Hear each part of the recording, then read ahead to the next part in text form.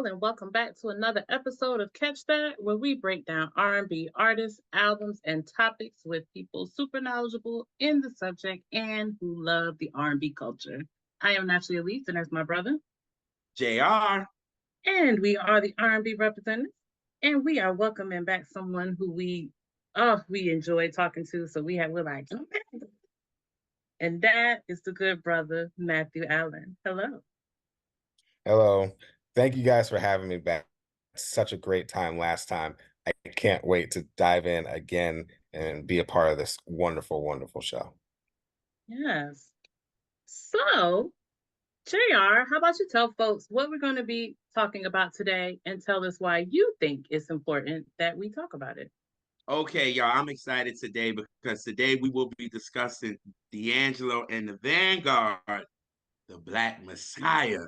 This album, it's so good. And I was listening to it today and I was just like, oh my God, it took me back to when I first heard it. So when Matthew chose it, I was just like, at first, I was just like, oh God, we're going to get into this album for real.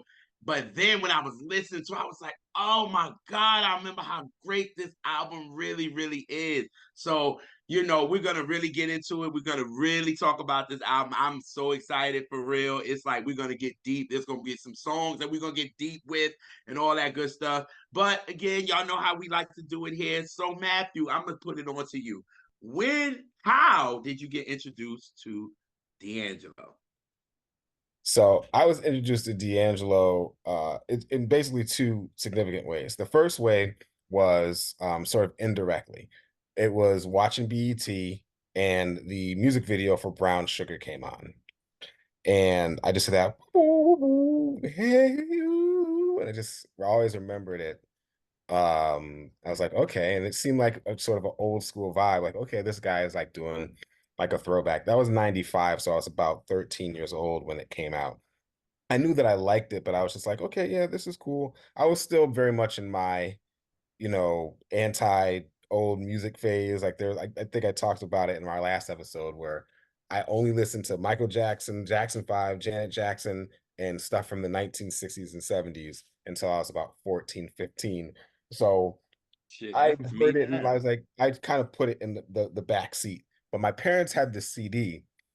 And then once I got back into listening to more contemporary music again, I went and rediscovered it on CD in my parents' collection and remember really, really enjoying it. Loving songs like All Right. I love songs like When We Get By, Smooth, and of course Higher, which I'll mention a little bit later in the show. It will be getting mentioned, but go ahead. Yeah. So I always remembered so that's when I really got into him and really liking him. And then the Space Jam soundtrack came out shortly after that. And there's a song on it called I Found My Smile Again. It's actually the only original song by D'Angelo that's sort of a Lucy. Like all the non-album songs he's done have been for soundtracks, and all of them have been covers of old songs except for I Found My Smile Again, which is one of my all-time favorite songs by him. So that's when I realized I was really a fan. And then I got into Voodoo in the year 2000, that very famous year for neo soul, where Voodoo came out, Lucy Pearl came out, Infinite Possibilities, Mel LaRue came out, Mama's Gun came out that year, Who Was Jill Scott came out that year, I Just Want to Sing, Music Soul Child came out that year, and that was really a formative year for me. So, and D'Angelo was like, hailed it as that guy, that was a hair above all of them, but part of this bigger community, which was the Soulquarians and also the neo soul movement at large. And I just really dug D'Angelo, and I was very sad when all that time went on where we didn't get music from him, and I really thought that was it. Yeah, yeah. I thought it was. I didn't think it was ever gonna get nothing. I had, I had to. I had made peace in my soul that. And so when they started talking about this, when the promo started, I was like, gasp. Mm-hmm. That's Yeah. that's the interesting thing about this particular album. It seems like most albums have album rollouts. I feel like the rollout for this album started like in 2011. You know what I'm saying? Like just the rumor and the will they, won't they, the sort of talk up of the album is 97% done and it's, you know, all this other stuff. I feel like the rollout for the album was legitimately like 3 years long before it actually came out. I Yeah, agree. I yeah. agree. I totally agree. Cause I agree with y'all. After like 2000 and D'Angelo had that voodoo era and it just stopped. And then you realize why it did because you didn't know that, you know, D'Angelo was kind of uncomfortable with the sex symbol thing. You know what I mean? Like he was very uncomfortable with it. It was like, I want y'all to worry about the music. So you know what? I'm gonna take my shirt off at the beginning so y'all can hool and holler, and then y'all can focus on the music. And it never kind of went right for him. So then afterward, he just went completely gone. So I just remember, I think it was 2007, 2008, if I'm not mistaken. That's when Quest leaked Really Love. And I remember him leaking it. And I was like, whoa, is D'Angelo coming out with a new album? Like, hold up, it's been 7 years. Like, wait a minute. And then you heard nothing again. Mm-hmm. And then Questlove messed up because him and D'Angelo was pissed. Like I'd be it's pissed like, too. yeah, like you just messed up. Like I'm doing me, and you just gonna release this, so you got everybody thinking like, yo, I'm gonna come out with something because that was damn sure me. I'm That like, was, Mhm. and that was so irresponsible. Like you're an artist yourself. Like, you know how motherfuckers is about their art. mm-hmm. Here's what I'm gonna say about that. And I really like Questlove and I have a ton of respect for him. But he had to know that he was doing something that was going to irritate him because when you listen to the leak, you hear Questlove's voice say, "You didn't get it from me." Like knowing that Yep. everyone would hear his voice. So I think that was probably him saying, like, look, I know this might mess up my relationship with D'Angelo, but this is for the greater good. This if this gets him to like lights a fire under him to complete this next record, then so be it. Um I don't unfortunately that didn't happen in the moment that he wanted it to happen, but I think in the long run it happened when it was supposed to. It did, because then after that, like 2011, like you said, D'Angelo started touring. You start to Mhm. see stuff on YouTube and all this kind of stuff. And then I think the first thing that I saw on YouTube was Sugar Daddy. I Mhm. saw him do that. And then I think I saw him do Ain't That Easy. And I was just like, oh, this is some new, I never heard it. So I was like, okay, is D'Angelo actually coming out with an album now? And then he co-headlined the Liberation Tour with Mary. So I got to see him on that. So I went to the DC show and I'm sitting there and I'm like, I want to hear Really Love. I want to hear this shit. Like, is he really gonna do this shit? Like, is he? And he didn't, but he did Another Life and Sugar Mhm. Daddy. And I Mhm. was just like, oh, okay, all right. And I'm like, again, is D'Angelo coming out with another album? When is it? Like, but you see him out more. You know what I'm Mhm. saying? Because before we didn't see him at all. It was like D'Angelo was in his hole and he was minding his business and living life, and that's what it was. So you started seeing him more, and I was like, okay, it's something is brewing here. You know what I Mhm. mean? And then he did the Jay-Z Made in America joint. I said, okay, this is a big ass platform. Something is happening here. I don't Mhm. some D'Angelo, when is the album coming? And Yep. then we finally got it. You know what I'm saying? I think December 2014. I know it's December 2014. And I was like, finally, yo, 14 years. We finally got something from this dude. And I was just like, I was like, all right, I'm not gonna listen to it until I head home and my drive. And I was like, Mhm. I'm gonna listen to it. And I remember the Christmas holiday, I grabbed my bags with my eggnog that had liquor in it, but I wasn't drinking and driving, y'all. So don't judge. I wasn't. It was in the trunk. I wasn't drinking and driving. I wasn't doing none of that. And I just remember putting it on, and I was just like, it just made me go, like the whole time. Like I was just like, what is this? Like, I'm like, D'Angelo's done it again. Like, that's all I said. Like, I just was like, he did it again. And I was like, it felt very Prince. It felt Sly and the Family Stone. It felt very Parliament. It felt like all of that, plus the flavor that we love from D'Angelo, all into one. And I was like, I'm here for it. So my first listen, I was just like, every song, like, shit, okay, wait a minute, let me get myself together. I need to, whoa, did he just give me this? And I loved it, and I was here for it, for real. And I was just here for it. It just, everything sounded so good together. It like, I never had that fizzle out moment as when you start to get towards the end of the album, and you be like, when you start saying stuff like, I mean, it's not a skip, but you know, when you get all wishy washy. And this album, it didn't lose intensity, and then the way it went out, I'm gonna lose my mind, JR. When Oh we get yeah, I'm to gonna that. let you have that moment.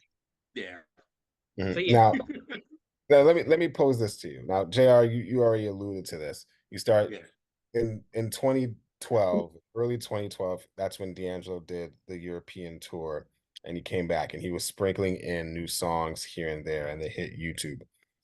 Did either of you feel like, okay, the album version doesn't live up to the version that I heard that he did on stage? Because the songs that he did on the tour, Another Life, Really Love, Ain't That Easy, and the Charade, he did the Charade at the Made in America concert that you talked yes, about. He did. And Sugar Daddy. Do you feel like, okay, did the album version live up to the expectation and the anticipation of hearing what he was doing live that you saw on those clips? I'm different because I know when you're live, you're gonna add your extra oomph to it. So I kind of was like, already when I heard Another Life and I heard Sugar Daddy on the Liberation tour, I when I saw that it was on the track list, I said, no, it's not going to be like the live, because I already know that D'Angelo done put some extra and he's a little bit more freer live. So I was like, I'm not even going to even know it sound damn good live. Like, I just was sitting in my chair like, no, like, what is it? You know what I'm saying? But then the live, then when you hear the album version, it still lived up to it to me. But I had already knew he's free alive, an artist is free alive, so they're gonna give a little bit more in it. But I thought when I heard the songs on the album, I was like, shit, they still dope to me. So yeah. I'm the other way around. I like the album better, to be honest. Oh. Yeah, I don't know. I don't know how to explain it. It's just I don't have nothing. I don't have no. I usually have a why, but I just prefer. I don't know. I'm just so in. This show about to be me because now you don't have a why. This is great.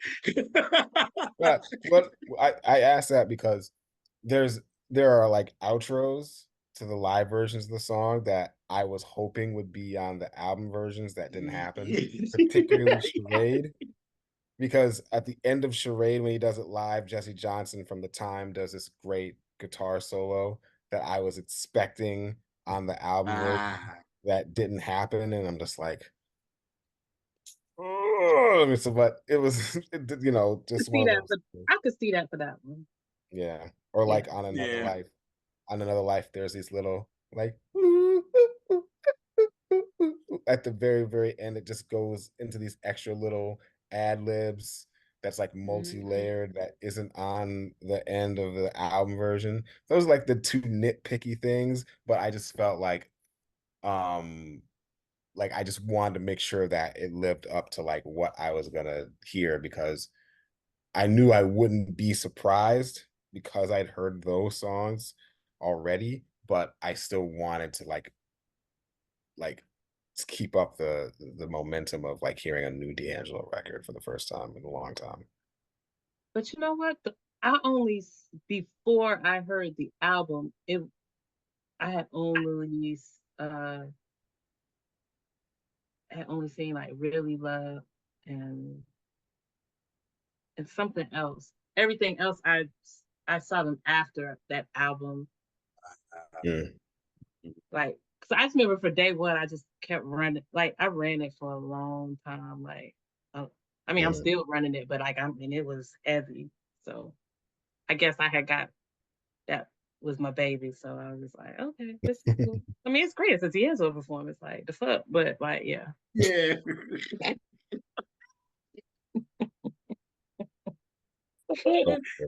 No, ain't no wrong with that. Ain't no wrong with that. Okay. So y'all, so we gonna get into this album. So we're gonna start with the first track, Ain't That Easy. And shout out to Kamani, because we discussed this with Kamani, our little soul king, and he picked that as a Catch That Mini, and we talked about it. But whew, I remember when I first heard this and it came on, it was like the police sirens kind of came in the beginning, and it was like D'Angelo, where we going? And then that bass line comes in and then the beat drops. I was like, rewind that again. Hold up, hold up, hold up. And mind you, I ain't even pull out of my damn neighborhood 2 seconds yet. And I was like, hold up, hold up, hold up, hold up. What we doing here? And I rewound it back and I was like, I know that's Pino on that bass. That is Pino on that bass. It felt like him. And I was just like, okay, D'Angelo not playing. All right. Okay. All right, D'Angelo. You got it from here. I was like, okay. I just remember rewinding that joint back. Yeah, people, we rewind. Okay. And I loved it. And it, D'Angelo clearly did some begging on this one. You know what I'm saying? Like he begging for love and all that. All right. And he's taking it. And obviously, this is Prince influence. Shout out to Matthew and his shirt. Makes perfect sense. It makes perfect sense. And it gave me, I was like, okay, D'Angelo, from the first listen, I was like, okay, D'Angelo, are you taking it back to like 96 when you did She's Always in My Hair? Are we going back there without the hip hop added flair to it? It was like, there's no hip hop flair on this at all. But I was like, take that out, and I still got that flavor. And I was like, repeat this again. All right, let's go. Well, see, that ain't the song to give me She's Always in My Hair. It comes a couple tracks. Oh, yes. Yes. Yes, Like, we'll get to that one. Oh, yes. It's funny. When this first came out, I had well, not when it first came out, but years ago, I had a conversation with a friend of mine, the great writer and activist Feminista Jones. Shout out to Feminista Jones. We had a conversation about the album, and she talked about how the first three songs basically are tributes to individual people, and then from the fourth song on, it's just D'Angelo just being D'Angelo. And so this song has more of a Sly and the Family Stone sort of vibe to it, particularly when you consider the vocal harmonies on, take a toke of smoke from me as you dream inside. It's very, very Sly-esque, particularly the harmonics that are used on the electric guitars throughout it, but particularly in the introduction, and that boom, boom, boom, boom, boom. That's very, very Bay Area funk type of inflections that you hear not just in Sly's music, but like in Tony's music and things of that nature. But you talked about him doing some begging on this album. I have another take on the lyrical content. I think that this is a metaphor for his drug addiction. Oh, okay. Yeah. So, when you think about, the drug talking to you, whether it's Richard Pryor has the crack pipe is talking to him, or in Metallica's Master of Puppets, where the drug addiction is talking back to the person. I think that's what this is. That's where I take from that. You need the comfort of my love and to bring out the best in you, is talking about the drug is saying, don't, he's trying to separate from the drug, but the drug is saying, no, you need me. That's why he says, you can't leave me. It ain't that easy to walk away when I want you to stay. you know, that's the, you know, because we all know that, you know, he was busted not just with, you know, he was busted with heroin, and he had a bad addiction problem, alcohol issues. I think that this song sort of plays into his struggle with trying to separate himself from those addictions. Well, goddamn. I mean, it makes perfect sense. I'm thinking he's begging for love, but like you said, the way you broke down that lyrically, it makes sense. You know what I mean? And me and Elise was on the phone a couple of days ago, and we was talking about how people feel like this album is very dark. And like Elise was saying, it would be, especially after the things that this man has been going through. It makes sense. Like from 2000 to 2014, this man has gone through life. You know what I'm saying? So for that to open it up, and he's obviously just letting his soul bare, and it's like, listen, y'all, this is what I'm going through. This is what I'm dealing with. So I agree. God damn. Okay. Yeah. And it makes sense because the kind of begging is begging of in an unhealthy situation. So that makes sense. If it's drugs, that's you know, you said that's a perfect metaphor. Yeah. Yeah. Because you think about lyric like you won't believe all the things that you have to sacrifice just to get peace of mind, and you take what they give as if it did suffice, still it's just a waste of time. You know, it's just like he's also talking about like the relationships with people that have suffered because of his addiction. But then the addiction is still like saying, like, yes, you like in one mind, you know what's going on, but then that's a part of you that's still calling it to you. You know, we've all had issues, you know, or we know people that have had issues with addiction, and you know that often takes a toll not just on you but everyone in your immediate circle. Oh yes. So I think that this song really addresses what that's going through, because as you guys said, like from 2000 to 2014, you know, he's living life, and part of living life is going through things you never thought that you would go through. So, you know, that's I feel like that is him addressing these issues that in this struggle that he went through, that luckily he's come on the other side of. Especially the fact that he knows that's what people are probably going to want to know. You know what I mean? Like you know, people are going to be like, well, D'Angelo, are you going to talk about this and talk about that? So he like, look, I'm going to open it with it, and you know, and let's move on. Yeah, and it's subtle. It's subtle, but it's still substantial. So now it's like, okay, now we can move on. Right. Damn. Woo, I got a different outlet on it because I damn sure didn't think it was going to be that. Because I was going to talk about that going down the line on another song, but the way you broke that down, Matthew, yes. But that's the thing about something that is actually a metaphor, and it is taking a real life situation and relating it to something else, because you can interpret it as a love song, because that's some people's addiction, and heartache, all that shit. So yes, indeed. You could use the metaphor or the literal, and you still got the same message. You know, there's a song when I was in high school called "I Love Sex and Candy." Yeah, Marcy Playground. Marcy Playground. Yes. Marcy's Playground. Yes, two big vices for me. Obviously at age 42, the candy is the one that's the hardest to shake.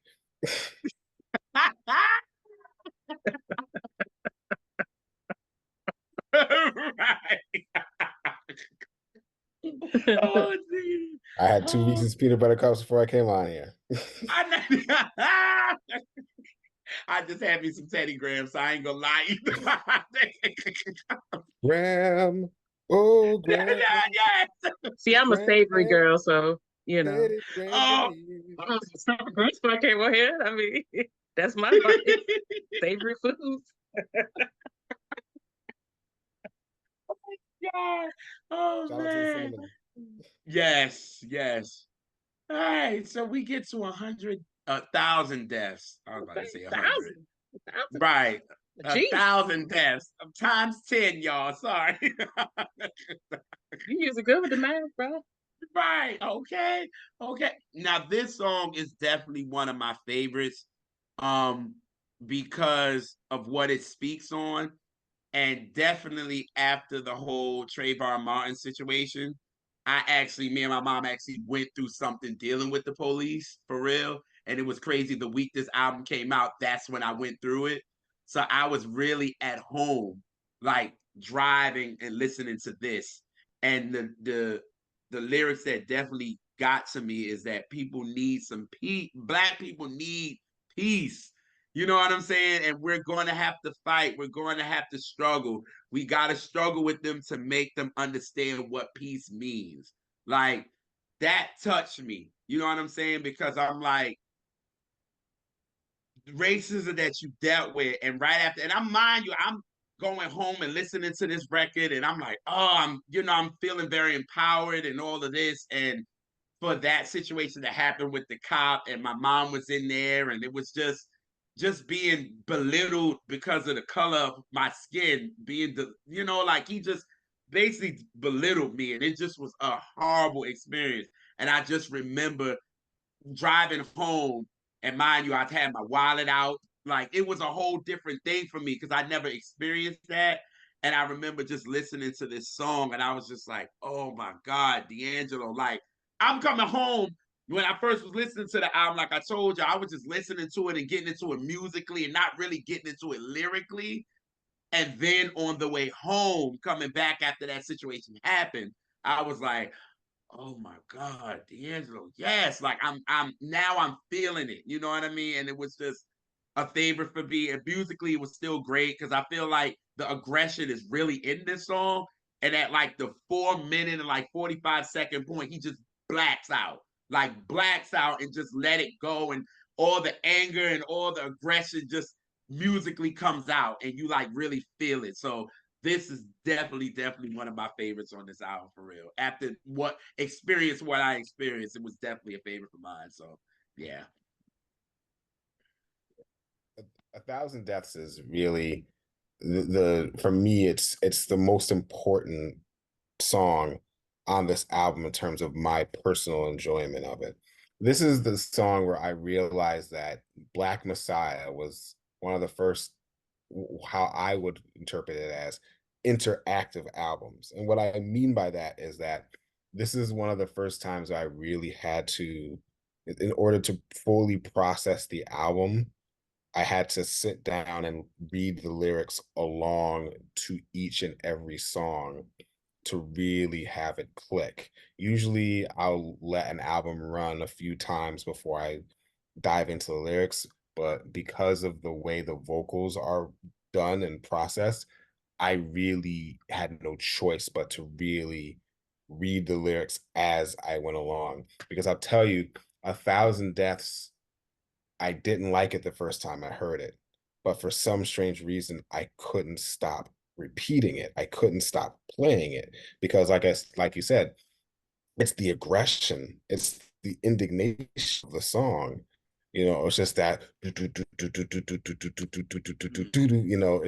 it's so frenetic and frantic. And then, of course, with Khalid Muhammad's, very indignant, fiery speech about Christ and how he fought against the devil in the wilderness. And then Fred Hampton talking about how all races will have to struggle and suffer until they unite and come together. And then leading into D'Angelo's song about war.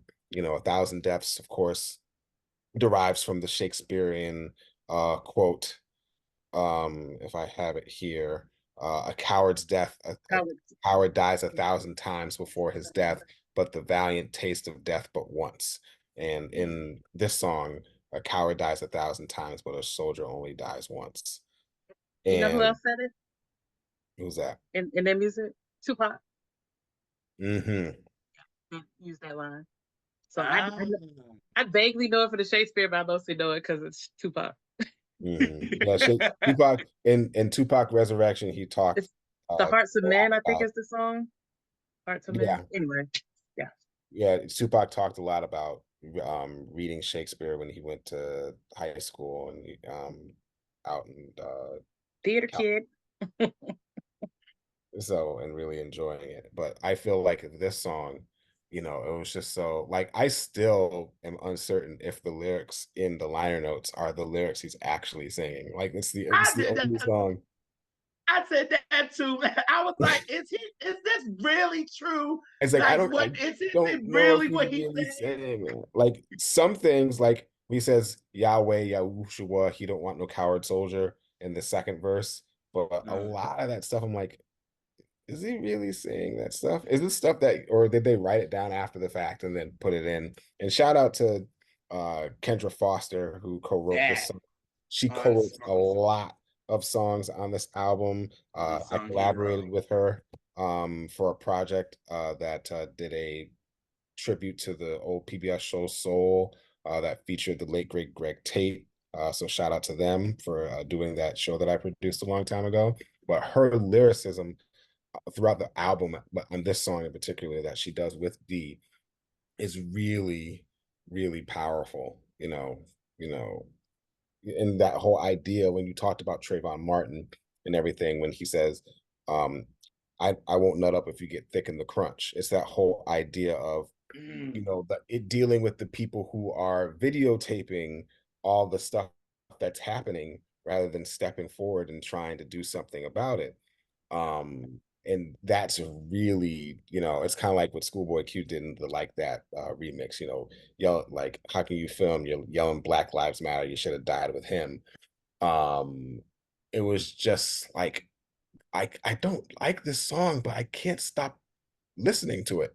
And then after like 10, 11 times, I'm just like, yo, this is amazing.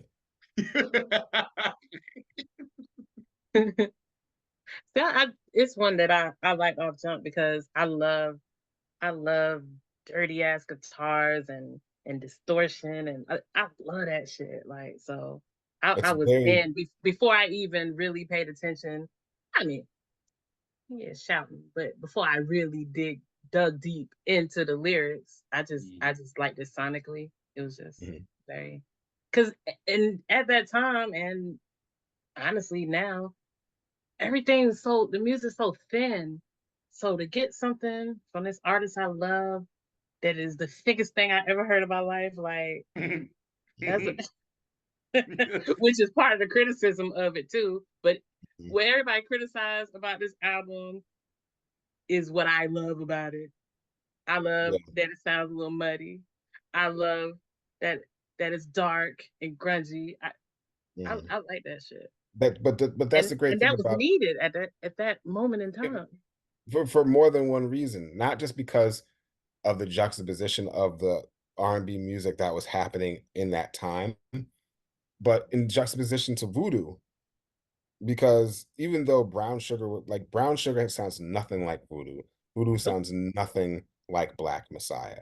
Nope. So he owed it to the public to not just do Voodoo Part 2, even though he probably could have skated and it could have been safe if he would have done that. But I think that he shined because he and Russell Oliveto, who was the engineer, and also Sugar Steve, who was also another engineer on it from Questlove Supreme.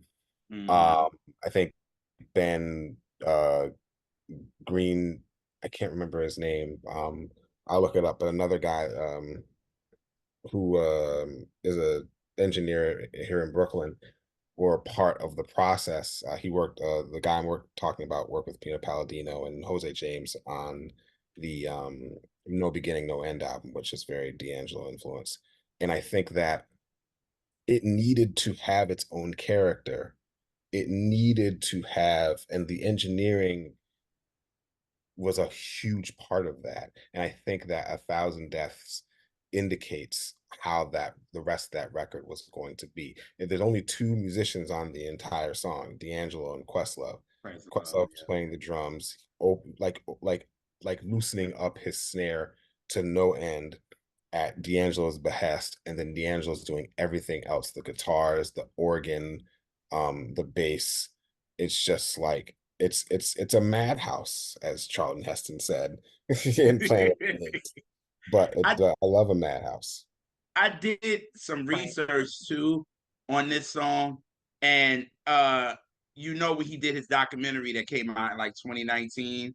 He did a documentary, yes, and he said that he started 1,000 deaths because of what I was saying when he said that, you know, his response to the fandemonium of Untitled. Like it was just like he was like, yo, like y'all chill with this. Like I want that to be dead. Like I want y'all to understand that I'm an artist. And I just did that for my artistry, but I'm still an artist. And he was like, he put all that aggression into this record. And that's why it was like, yeah, that's what it started. And then once the Trayvon Martin thing happened, he was like, yo, I just couldn't sit there. And I grabbed this record again and I just started writing to it. And he was like, it turned into something else. But now you can actually see, like I said, that for like 4 minutes and 45 seconds, it was just pure aggression. Like it felt like D'Angelo was just like letting out everything that he felt and how he felt at that time and everything. And I was just like, wow, to know where it started and then where it ended, it was just like, wow, just he had so much full of aggression, going back to at least how dark and muddy and this album really is.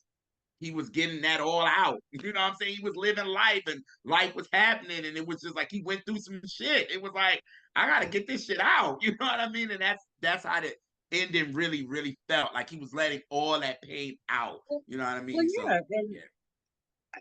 The 1,000 deaths can also be the death of the aggression, the anger he feels, the demons, the addiction, all that stuff to you know bring it back. It's not the way that he's a writer. I mean, shit, he came out with a song that sounded like a love song but wasn't a love song. He does that. So going back to Matthew, when we're talking about Ain't That Easy, like it makes perfect sense. I would venture to guess that probably 75% of his songs ain't about what they are the literal, writing of it. I would venture. Here's something very interesting that just clicked with me. And I have something to say about the all of his closers that I'll talk about later, but it just clicked. All three of his openers are metaphors for something else. So, Playa on Voodoo, that's a basketball metaphor. Mm-hmm. Of course, you have Ain't That Easy that we just talked about, which is a metaphor for drugs. Brown Sugar is a metaphor for marijuana. For drugs? Well, I don't count that as drugs. That's medicine. Yeah, well, marijuana, drugs, I mean, medicine. For those of you out there who don't consider marijuana to be a quote-unquote drug, I will behest that to you. For all the others who say that it is fine. But secret plants. But yes, Brown Sugar is about his relationship to marijuana, with the good aspects of that. Playa, that's that was a song that was supposed to be on Space Jam. So that's why you have, Shoot Your Best Shot. So that's a basketball metaphor. And then you have Ain't That Easy, which is a metaphor for addiction. Damn. Come on, D'Angelo, the artistry of him. I'm just saying, like, yo, and like Elise said, 9 times out of 10, what you think he might be writing about, it ain't what it is. You know what I'm saying? Like you thinking, oh yeah, it could be a love song, it could be, and he's talking about something else. But like you said, it's straight metaphors, like straight metaphors. That's that pen is nuts. D'Angelo nuts. Oh God. All right, what number we on? Round number 3 now. Charade.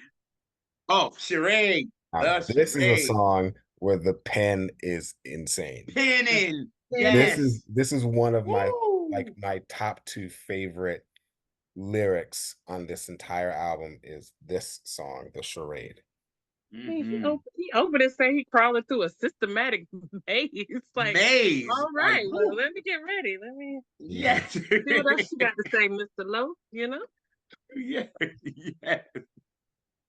Oh God, and the brilliance of all of them on it. Quest on the drums, Pino on the bass, and D'Angelo playing what? All the other instruments. I love seeing that, to be honest with you. When I saw that, we talked about that on Brown Sugar with B. Trenton, and Elise was like, all instruments, D'Angelo. Like, before I we even love get seeing. started, like I did that with the Maxwell. Before I even get started, all vocals. And the D'Angelo, before I get started, all the instruments. Yes. I say Yes. it every time. Yes, yes, but like y'all said, lyrically, this song is brilliant. Brilliant. Oh my God. All we wanted was a chance to talk, but instead we got outlined in the chalk. That's What? gangster. Woo! I Oh! love that lyric. Mm. Yeah, go ahead. I'm sorry. Yeah. I'm So sorry. so I just love the whole, Ooh. you know, I love like leading into that aspect where he talked about um inundated by media, virtual mind flux and streams. Um it's really talking about like, oh my goodness gracious, like the media is sort of muddying everything up and making one thing that's clearly something specific, and all the gaslighting that happens, and all the distractions that happen from the media to get us, off of the prize, like keep off from keeping our eyes on the prize. You know what I'm saying? That's why he said, so anchors, be sure that you're sure we ain't no amateurs. Oh, I just love the lyric of this. It's the most, it's the purest protest song that Mm-hmm. probably came out that entire year. With the veil on our eyes, off our eyes, we'll truly see, and we'll march on. It Just really won't take beautiful. us very long. It's just, and like there's that hopefulness. You know what I'm Yes. saying? There's Yeah. that glimmer of hope that you just point in at the very end that all great protest songs have. You talk about the bleakness and the realness, but there's still a glimmer of hope that just might be there. Yeah. That's just like on Inner City Blues. It's lyrically, it's I so, was gonna so go there. deep, Yep. but right at the end, you have the reprise back into what's going on melodically to sort of just, oh, we can't end on this bleak note. We have to have some point where the clouds sort of open up, even if it's just briefly. And, D'Angelo just did a great job with this one. And once again, Kendra Foster, Questlove, in terms of the composition of the song. Mm-hmm. I just love, and once again, another nod to the Minneapolis sound. Very, very Minneapolis influenced this record. Um, Yes. just, Yes. just so, so great, and it's an interesting juxtaposition of sound in terms of the lyrical content and the fact that they're using a lot of Prince and Jam and Lewis, um, Andre Simone style inspiration, because that is typically met with a lot of dance music and sensual music. There's some political commentary in that music, like America, like Sign of the Times, Rhythm Nation, but that kind of music to general population is relegated to like dance music, pop music. So for it to be fused with these really incendiary protest lyrics was a really interesting choice that really, really makes it shine. And it's also an interesting choice because this is probably the least dark sonically song. Like it's not as You think so? I think it's the least dense. Just it's the airiest song, and that's just relative to the other Mm-hmm. songs to me. And it's like it's a bounciness to it. I mean, I feel like it's good, like you said, Sign of Times. I feel like it could be on Sign of Times. Yeah, Like, the it would fit airiness in is with there. that Yeah, period. I So I know when he did this on SNL. I remember after that performance, I was bawling. I was like in tears with it because the feeling, the emotion of that performance. I just remember I was like, because when they said D'Angelo was going to be on Saturday Night Live, I was like, okay, what song is he going to do? Is he going to play it safe? Is he going to do Really Love? Is he going to do this? Like, I was like, what is he going to do? And when he did this, and then at the end, when he did that, and it was just like, I was just like, oh my God. Like I was literally like in tears because you just felt the emotion. And then again, how they went off at the end, it was just a powerful song. And it was just like, oh, like when I heard it again coming back home, it took on a different meaning for me. So it was just like, I'm feeling it now. Before it was just like, all right, I'm paying more attention to the production of it all going home. That's why I said it ain't that easy. I was like, wait, but why that back? He did this. But lyrically, I'm like, oh, and it hit a little differently. And then he did Saturday Night Live, and I was like, oh God, why? Like, you know what I'm saying? Like it was just such a powerful performance. But I think this song is definitely one of my favorites because it wouldn't have been. It probably would have been, but after what I dealt with, it was just different. I took the song differently now, and it was just a whole different thing. And I was like, lyrically, he's speaking that shit on this. You know what I mean? It was like the pen was penning on this, and then it connected with me a lot more than it did when I first listened. So, yeah. Well, yet, and this is like your explanation of why it ended up being one of your favorites is why I wanted to create the Catch That Minis to understand the why people connect to certain songs, why they like it, why do you like this one better than that one? Show your work, you know, type of situation, because just what you were going through changed your whole perception. So me and you are gonna have different favorites. Yeah. But ooh. So we had track number 4. We had Sugar Daddy. And y'all know I love this track down because why? Elise? That's right. That's right. Roy Hargrove. That's right. The trumpets, the horns, it's all up and through this joint. This was a jam session for this. And I think I'm glad that he put Sugar Daddy here because it was so, you had the 2 songs before then was so not down, but it was so blue and so like, it was that. So you needed something to be like, all right, let's kind of groove a little bit. You know what I mean? And it kind of reminded me a little bit of Chicken Grease on Voodoo. Like it gave me that. You know what I mean? So I was like, okay, we grooving. You know what I mean? And then I can hear, you know, James Brown on it screaming, Fred, Fred. I had to do it. Don't you start that shit. You know what it reminds me of? It reminds me of Rhythm Nation.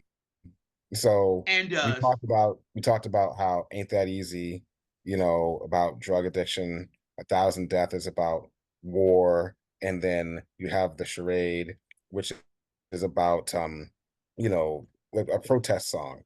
But in Rhythm Nation, you had the 3 protest songs, the title track, State of the World, and The Knowledge. And then after the end of The Knowledge, she goes, get the point? Good. Let's dance. Let's dance. And then boom, you get right to Miss You Much. And I think that that's another juxtaposition with Black Messiah. After the Charade, get the point? Good. Let's get funky. And then and then as soon as that, you know, that pounding on, you know, the leg that James Gatson was doing with the percussion leading right into that funk of Sugar Daddy, that's just the palate cleanser we needed after such heavy start. Yeah, that's the word I was looking for, heavy. And that Rhythm Nation thing, that's what I talk about it all the time. I was like, yeah, the side A, because he'd be like, no, Rhythm Nation was this. Like, I'm like, no, it was hard and mechanical on the first side, and then it was sweet and dancing on the second. We've had that conversation many times. But anyway, sorry. Go ahead. Well, I'm glad that Matthew brought up Janet because I didn't have to. That's also a running joke. I'm like, always gonna ride for Janet. That's gonna be my forever. Thank you. I do too. 2 years. I don't care. Yeah. I do too. I was gonna say, I was gonna obviously say it, but once you already had started, I said, Matthew, just keep going. So I don't gotta say it. Because I pick on JR, I be like, when he gonna bring up Janet or Mary, then he pick on me. When she gonna bring up Maxwell or D'Angelo? So it's Yeah, well, we all glad got to our do a things. little heavy lifting for you this time. Thank you very much. Thank you very much. Oh, I'm very elated that we talk about this album, by the way. If you hadn't done Yes. Yes, absolutely. Absolutely. Yeah. So when I heard Sugar Daddy live, I was like, all right, I dig it. So again, when I saw the track list and I saw it was on there, I was like, all right, JR, don't go into it expecting what you're gonna get live. Just go into it, just listen to it. And I thought it was dope. You know what I mean? It was just a groove, and you just can't help the groove to it. You know what I mean? And it was just like everything was so heavy, and it was like, now let's just get funky. You know what I mean? And that's what they did. And I thought, again, this was a great joint because R.I.P. to Roy, like the horns and the trumpet, and he just going off, and it was just great. So I was like, all right, D'Angelo, we partying now.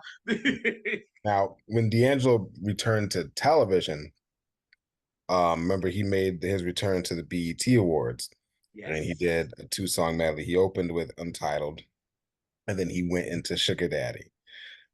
So this was his like major comeback for television. He chose this song to do it. And it's interesting because Sugar Daddy is probably the fastest song he's ever recorded, or at least released. You know, like when you think of D'Angelo, you think of maybe 80 to 85 beats per minute on each of the songs. But with Sugar Daddy, I'm like, oh, okay, we're getting a legitimately fast D'Angelo song for once. And that's one of the things I really liked. Another thing I liked about it, this is one of 2 songs in which lyrics are contributed by Mr. Kamal Fareed, otherwise known as the Abstract, Q-Tip of Tribe Called Quest. Yes. He contributed lyrics to Ain't That Easy, and he contributed lyrics to Sugar Daddy. And, you know, his sort of, the way that he flows on the mic and his pen, you can see a lot of it here, and it's really, really interesting the way that he contributes to like these R&B structured lyrics, and it's so multi-layered. You know, there's a tapestry of like different sort of lyrical executions and harmonies that's very different from the way that he does his harmony stacking, and I just really, really is great, and it's one of the most, I don't know if you can be sexual and whimsical at the same time, but he found a way to do it with this song, which I think is really, really, really interesting. Agreed. Yeah. Great song. But I love the lyrics. Oh my God. I hate to hear. I said I want to be the one she chooses to star in her meaningless romance. It just tickled me. Yeah.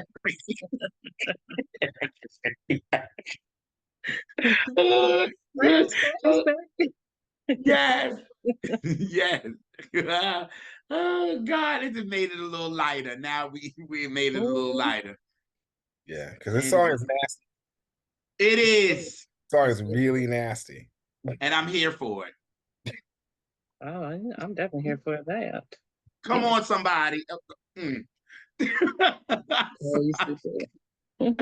sorry. All right, so we had track 5, Really Love.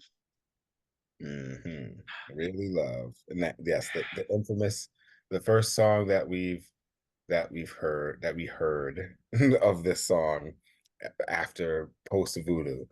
I love the way that the song begins. It's just, you know, it's so sexy and mysterious. Yes. It's like a puff of smoke is just like seeping through the speakers. Yes. And you talked about the SNL performance of Charade. So the first song that he did on SNL that night was Really Love, and you could tell he was nervous as hell Oh my God. Doing that Yes. performance of Really Love. Yeah. You know, once he got to the second verse, he started to open up a little bit more, but you could tell he was nervous singing that song and being on SNL. But it really, really worked. And I love the finished product of Really Love. I think Really Love worked.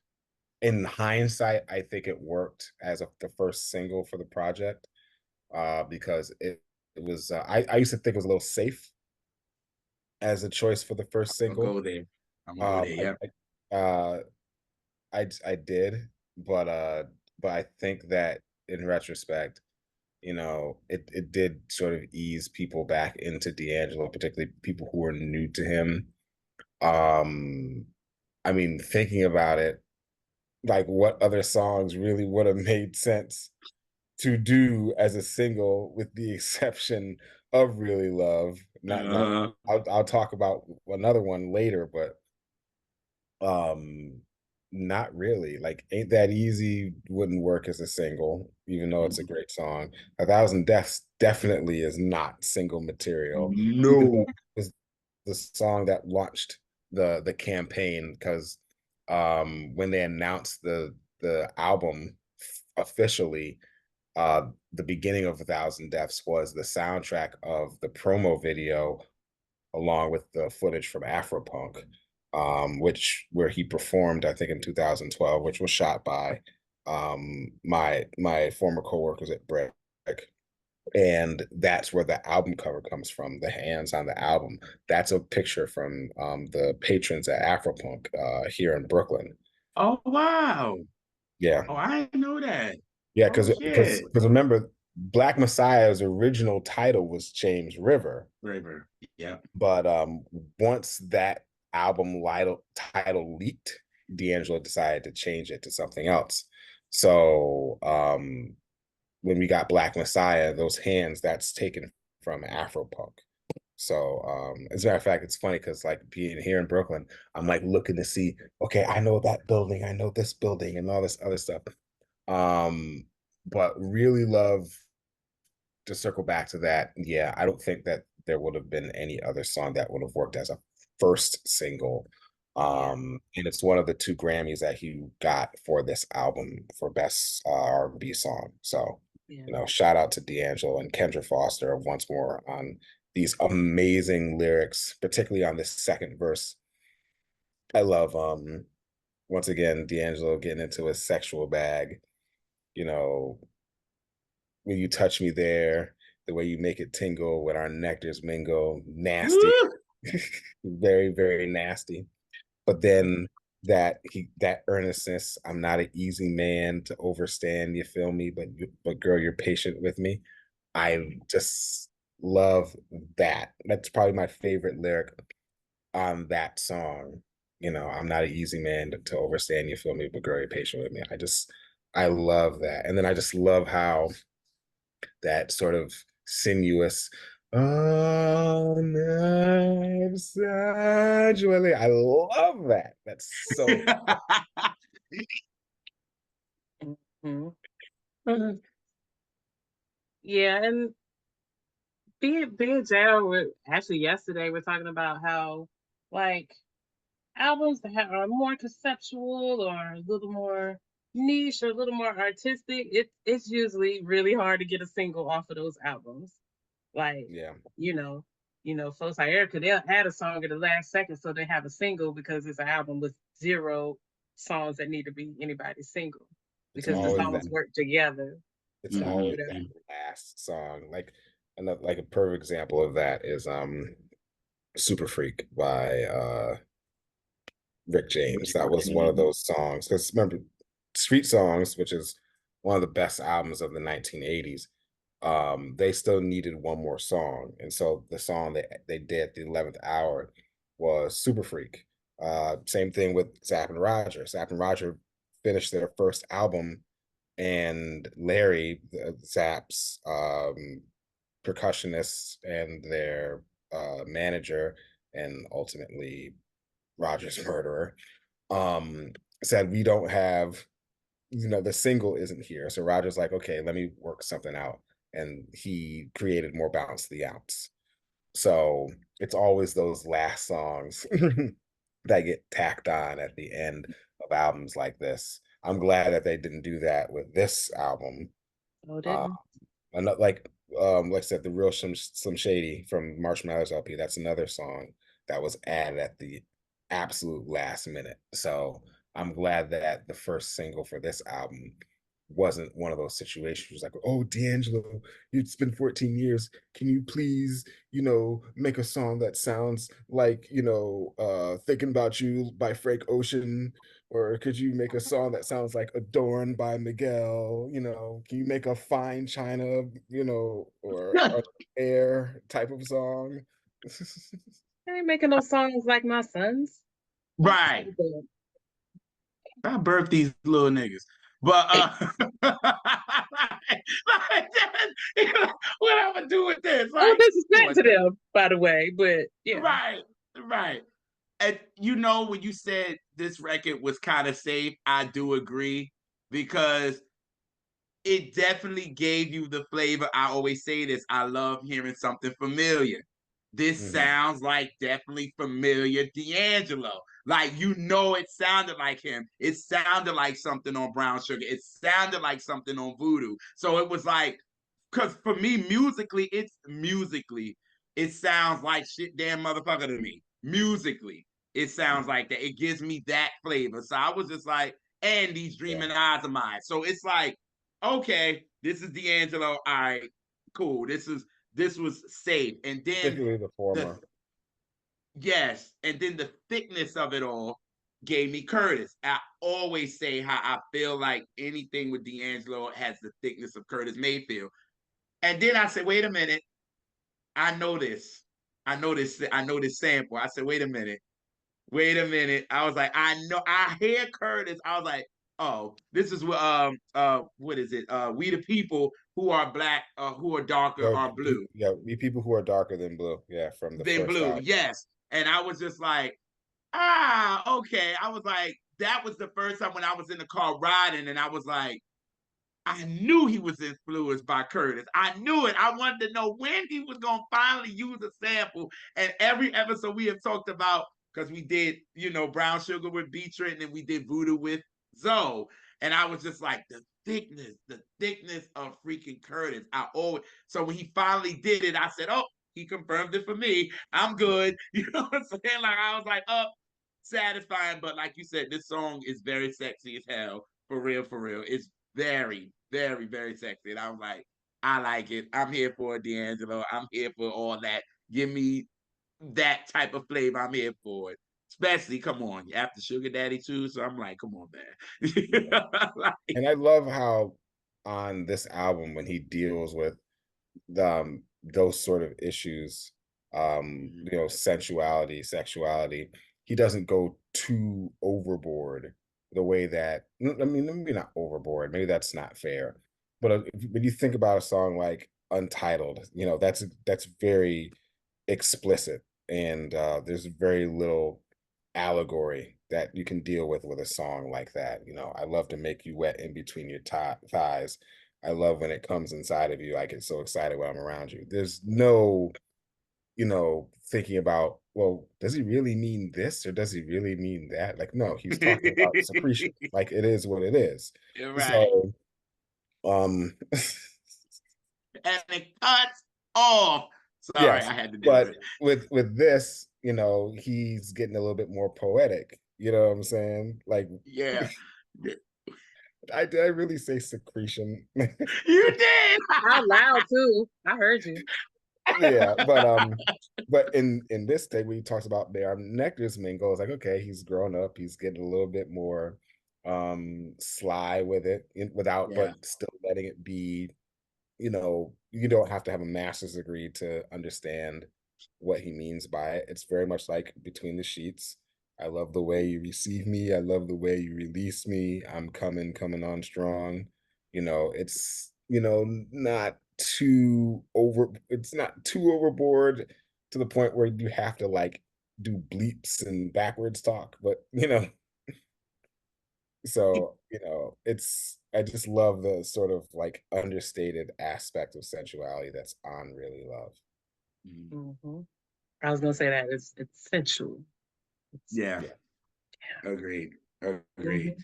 And when you deliver, it's all about how somebody say something. Because you deliver things in that way, you can say the most ungodly, nasty shit you wanna. If it's with that, Mhm. with the Uh, mysterious, what you say, the smoke machine it's and the it's always and about it's how humid, you say it. you know. It's always about how you say it. One of my favorite singers in my late high school, early college era, one of my favorite singers was Donell Jones. He's probably one of the most ratchet, toxic singers of his time. We talked about that. Oh Um, yeah. especially on the Where I Wanna Be album. I mean, Where I Wanna Be, the song, is some real fuckboy shit, but Ali it's an said the same thing. excellent, excellent composition. Oh, I And love that then album down, yes, down. but it's so good because of how he says it. It's a 3:15. Shorty got her eyes on me. On me, You know what I'm saying? even if I let them On this What you on gonna this do? love. I understand you got a nigga that lives at home, but I want to be the cat that makes you moan. I'm like, oh, you dirty mackin? Like, You're running, yes. The whole album, the whole yeah, Yeah. album. we can do it with no strings attached. Like, it's He so just saying the quiet part. it's all about how you say it. You know what I'm saying? Yeah. So Yeah. like when D'Angelo, like even going back to Sugar Daddy, when he talked about, I hit it so I made the pussy fart. She says, talking to you, daddy. The way that he says that, like I said, the whimsical way that he approached it made it more Mhm. palatable rather than Right. being like the Migos. It's like, I made the pussy fart. It's talking. It could have been something like that, and it could have been like, yeah, whatever. Right. It would have been a turn off. Yeah. Yeah. That's true. Very, very true. Very true. All right. So we get to Back to the Future, part one. Ugh. Yes. I love the way, and if you have the physical copy of Black Messiah, as I do, it says side A and side B, or side one and side two. And Back to the Future is the beginning of the second side or the second half.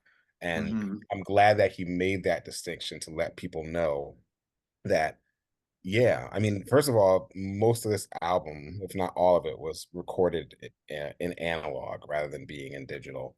Yeah. And it even Back to the Future even starts with the vinyl hiss at the top of it, which lets people know this is like you're dropping the needle on the record, in flipping the sides, because there is a lost art of sequencing when it comes to knowing when a side begins and a side ends, rather than knowing when the beginning of an album is supposed to sound like this and the end of an album is supposed to sound like this when you're in CD and streaming era. You're like, no, there's a Mhm. whole different sort of sequencing that has to happen when you're ending two sides of a record. And so starting Back to the Future with this second side, even though it's on a CD, is a very important distinction to make. And Back to the Future, according to Questlove, this is one of the two earliest songs that got recorded for this album post Voodoo. So this and A Thousand Deaths were among the first two songs that were recorded after Voodoo was released. Okay. When I heard this, I was like, the spirit of Dilla is on this to me. I felt the spirit of Dilla on this, kind of like what Dilla did, but he was uncredited on Feel Like Making Love on Voodoo. It just felt like his spirit was on it. And then this song just took me somewhere, because then it was just like how he was like, you want things to go back the way it used to be. You know Well, what I mean? That line. And it was just, when he said that and me into the music of it all, it was just like, I was just thinking of, because my grandfather had passed maybe about 3 years before this album came out. So, and then my dad was gone, and then my cousin Desmond was gone. So it was like, I just got caught up in it. And I was just like, damn, I just want everything to go back to where it used to be. You know what I mean? And I'm just saying that line. And my favorite line from this, even though it's crazy, I used to get high, now I'm just getting a buzz. Like I thought maybe that was him maybe addressing the thing about him dealing with drugs and all of this kind of stuff. And I thought maybe that was the part. Was like, y'all, I ain't getting high no more. I get a little buzz, but I ain't getting high. So y'all ain't gotta worry about that. So I thought maybe that, but now compared to what you said, that ain't easy. Oh nah. That that like nah, but that's where I interpret it, and music is how you interpret it. But that's To where I me, got it. Like he like, I'm gonna answer y'all gossiping folks, and I'm gonna say what I say and be done with it. So that's what I thought with this song that he did it. So to me, that lyric has to do with maturity. You know, it's that whole thing about like, you know, taking things in certain doses and understanding I used to be one way then, but now I'm a different now. Like I used to get real high, now I'm just a little buzzed. It also deals with the whole idea of him saying, I just want to go back to where it was, because back then when he says I used to get real high, now I'm just a little buzzed, that deals with the music used to make me feel like this back then, but now the music makes me just get just a little bit buzzed. You know what I'm saying? Like when you used to hear Stevie Wonder and Curtis Mayfield up to Maxwell to Jill Scott, it's like, oh, that was great. But now you have, you know, all these people, and it's just like, nah, it's doing a little something to me, but it's not quite hitting the way that it was. So that's what that lyric means to me. And also 100%. also my favorite lyric of this song is when he addresses another elephant in the room, which is the Untitled video. When he, Mm-hmm. if you're wondering about the shape I'm in, I hope it ain't my abdomen that you're referring to. Yeah, yeah. I was like, okay, that's just that little thing that he needed to just address the whole thing about that video and how that video sort of sent him into the seclusion that he went into and the resentment of the voodoo tour and all the women yelling at him to take it off and all that other stuff. I'm like, well, damn, man, you shouldn't have been in the gym. I mean, if you would have had the body of that you had in Brown Sugar when you did in that video, maybe this wouldn't have happened. But you got all felt and jacked up like you were gonna be in the Olympics or something, you know? no, Who said you something didn't like gym. that? At least we did the song "The Root." We did it with what's her name? Oh, with Santana Benitez. Yes, and she said the same thing. She was like, "You want to get all muscular and all this? What you think we Yeah, ain't gonna look he like? had the Like V what you thing think?" down here by his abs, that little V. Yeah. It's like, oh, Yes, you've been taking supplements. You've been taking a lot of trips to GNC. But it's that but part. it and I had to we talked to Santana, she said that I had agreed with that, but I had to pull back on it a little bit because if he's somebody that dealt with addiction, he probably had existing body image or dysmorphia of some type. So it might have been all a package deal of his addiction and mental illness and thing, if he dealt with that, like it's Yeah, so I yeah, it's rough. yeah. Because And when you go that from whole one thing is, size to another and then go back to the other, it's a yeah. I done been real little and I done been real big and everything else in between, and it's a mind fuck. And Right. it is. I remember there was a rock band in the 80s called Poison. And the guitarist was a guy named CC DeVille, and he got kicked out of the group because of the things he was doing due to his drug addiction. And he Mm-hmm. was able to kick drugs, but then after he kicked drugs, he ballooned up and gained a lot of weight. He said that not only was it harder to lose the weight than it was to kick the drug habit, what's cocaine and everything. He says that people shun you more when you're overweight than they shun you when you have a drug problem too. Mm-hmm. So I think that with that line, I hope it ain't my abdomen that you're referring to. It's just sort of like, do you really actually care about how I am? Or or are you just wondering if I'm still, looking good the way I did 14, 15 years ago?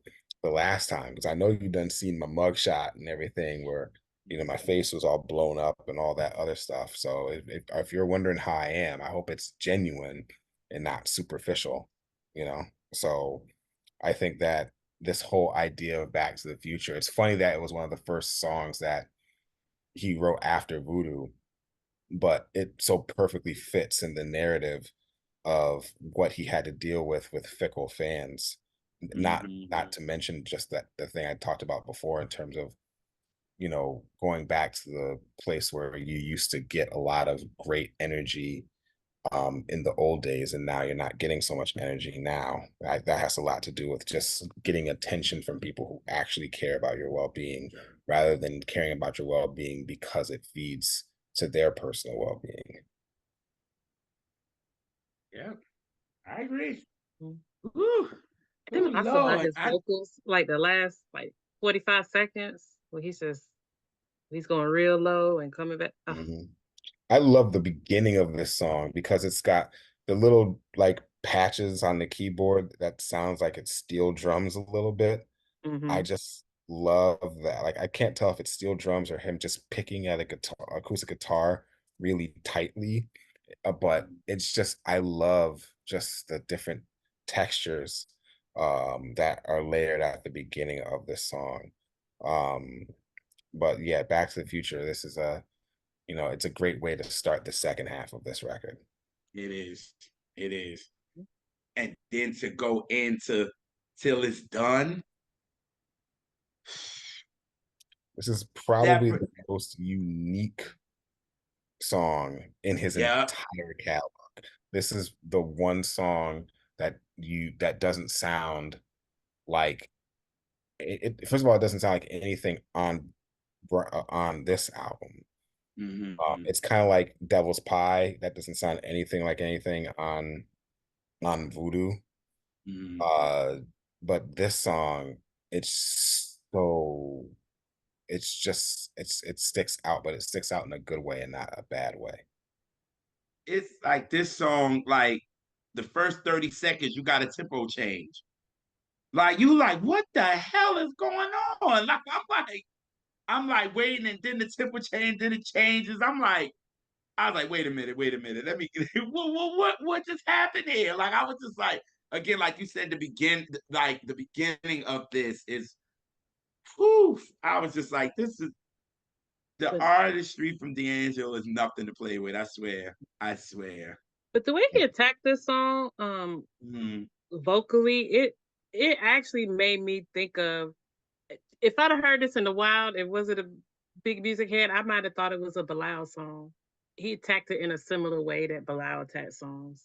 I Very good was point. saying, oh my God. I Got said from one notion greeting in the air. That's very Bilal. very Balawish. I said it's very Balawish. I was like, shit, after this, I want to go listen to Soul Sister afterwards. Like, this is how much of a Bilal joint like this is. You know what I mean? And I like too at the end of it, how that la la la la la at the end is everything for me because it's very soothing. It's just Mhm. like so soothing, like how he did it. And it's just the ending, and then you let the music kind of ride at the end, and it was just like it's just very soothing to me. It was That just like, outro is nuts. yo, That that outro is crazy, and it's yeah, it so was brief. so small, like it's just that quick, like It's like it's just 15, 20 seconds. yes, it's like that fast. It was like, damn, okay, wait a minute. Like it's a couple of times on this album, I'm like, wait a minute, I gotta rewind this again. Like, why it had to be that fast? Like it came at you, and they just Yeah, and I have to commend D'Angelo because the more like we always talk about in terms of I mean Black artists talk about various, you know, social issues and political issues and cultural issues happening to mankind, and particularly Black culture and Black citizens. There are very few songs that deal with the environment, you know, very few. You know, I think of This Air I Breathe by the OJs. I'm done. I'm done. I'm done. I was gonna go there, but go ahead. Keep going. I think of This Air I Breathe by the OJs. I think of Earth Song by Michael Jackson. I think of, the title track to Secret Life of Plants by Stevie Wonder. Um, you know, Tracy Chapman has, songs that deal with the environment. Of course, Mercy, Mercy Me, one of the most famous examples. There's very few songs that deal with the environment in terms of just talking about, issues that plague mankind. And so for him to talk about that until it's done, I'm glad that he found a way to organically fit it in and not have it seem like a preachy, heavy-handed sort of thing, but because he also put in the aspect of the social issues happening to Black people, perilous dissidents, even up the score. Do we even know what we're fighting for? Yeah. Oh my God. Like when you think of The Air I Breathe, I was like, yes, because that second verse, he was just like, you know what I'm saying? Carbon pollution is heating up the air. Do we really know? Do we really care? Like, it was just like, damn, like how you go from there, you know what I'm saying? When you started out in the world, we're all in the circle of the theory, son. We all need what a need for love. And then you go into that. And I was like, the first thing I thought about, I was like, the air I breathe. I was like, come on through Gambling Huff. Like, I was like, come on through Gambling Huff. I was like, oh, wow. I was like, come on, D'Angelo, put all these influences in here. I'm here for it. Because you already gave us Prince, all this, you know what I'm saying? Slide, all of them. And I'm like, you get a little bit of that Philly soul in it with the Air I Breathe and the OJ. That's why I was like, Matthew, when you said it, I said, oh, I was about to get up and holy dance up in here, but go ahead. Oh man. But yeah, I just think that this song is so unique. Just and I love Questlove's drumming on this also. And just the combination of the guitar and the keyboards and the Rhodes throughout this song is great. But you made an excellent point about it being very sort of Bilal influenced. Like even that the way that like that like it's very, very much him. And like you said, like imagine if this was the single. It totally wouldn't work, if this was the single, even though this is one of the most unique songs on the album. You couldn't make it a single. It wouldn't work. Nah, at all. At all. At all. So we get to prayer. Come on higher. Come on higher. Oh, this is another dark horse song. It's funny. I think this is one of the 3 songs that D'Angelo wrote by himself that's on the album. It features Chris Dave on the drums, one of my favorite drummers. And you can instantly recognize that it's him.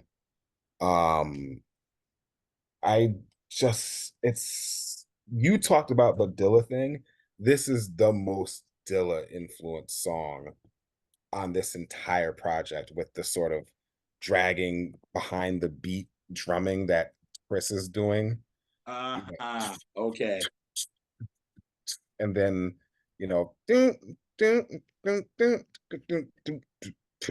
everything is behind the beat. It's very much, it sort of like takes like what he was doing with the song, like The Line on Voodoo, but just like taking it to the next level in terms of just that playing behind the beat, that do do do do do, that's very, very Dilla, very, very Detroit.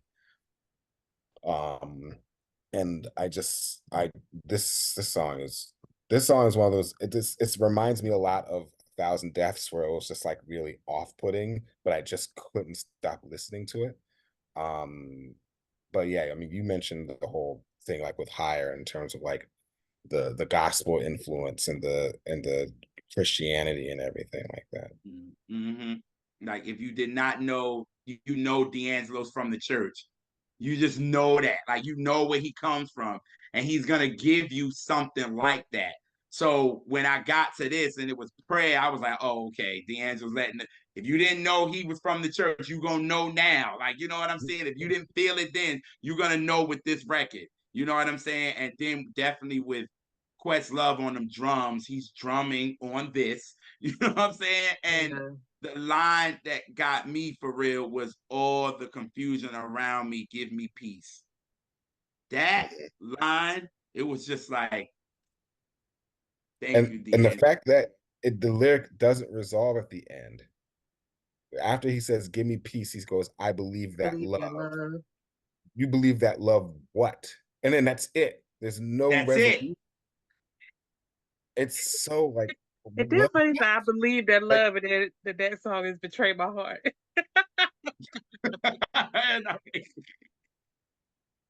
but right.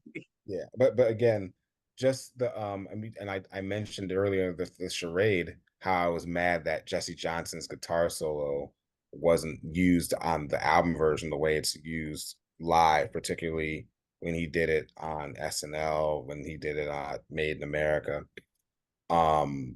His guitar solo on here is kind of low in the mix at the end, but I think that it, like, after repeated listens, I realized how good of a decision it was to put his guitar solo lower in the mix and not like put it up high, because like I said, the true star of this thing is Chris Dave's drumming, and it's that little gong, that gong that happens every sort of four bars, that gong, because it's like very sort of like, you know, like ominous, you know, that's really what makes this record work. So I'm glad that they decided not to put the guitar too high up. Yeah. And that gong also kind of gives me like a church bell vibe. It's just, that's what it put me in the mind of. Hell, isn't Richmond, Virginia ain't nothing but Pentecostal churches. all day long. Pentecostal churches, you know, soul food restaurants and hospitals. That's basically it.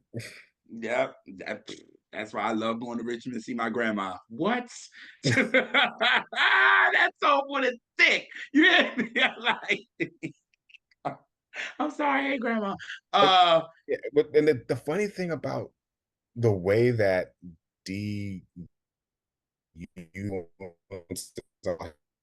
is how he doesn't do it in a honest way. You know, I think like the most obvious example of him doing gospel was the song Higher, but from the Brown Sugar album. But my whole thing about the way he uses vocal harmonies and uses the way that he uses percussion is very gospel influence, and obviously lyrically. So, but he doesn't do it in an obvious way. I think the fact that Prayer, this very this song that deals with, you know, trying to divert away from evil and divert away from, you know, Satan, is this really dark, thick, Dilla inspired song. You know, I just love the fact that he doesn't do it in a sort of paint by numbers kind of way. Yeah.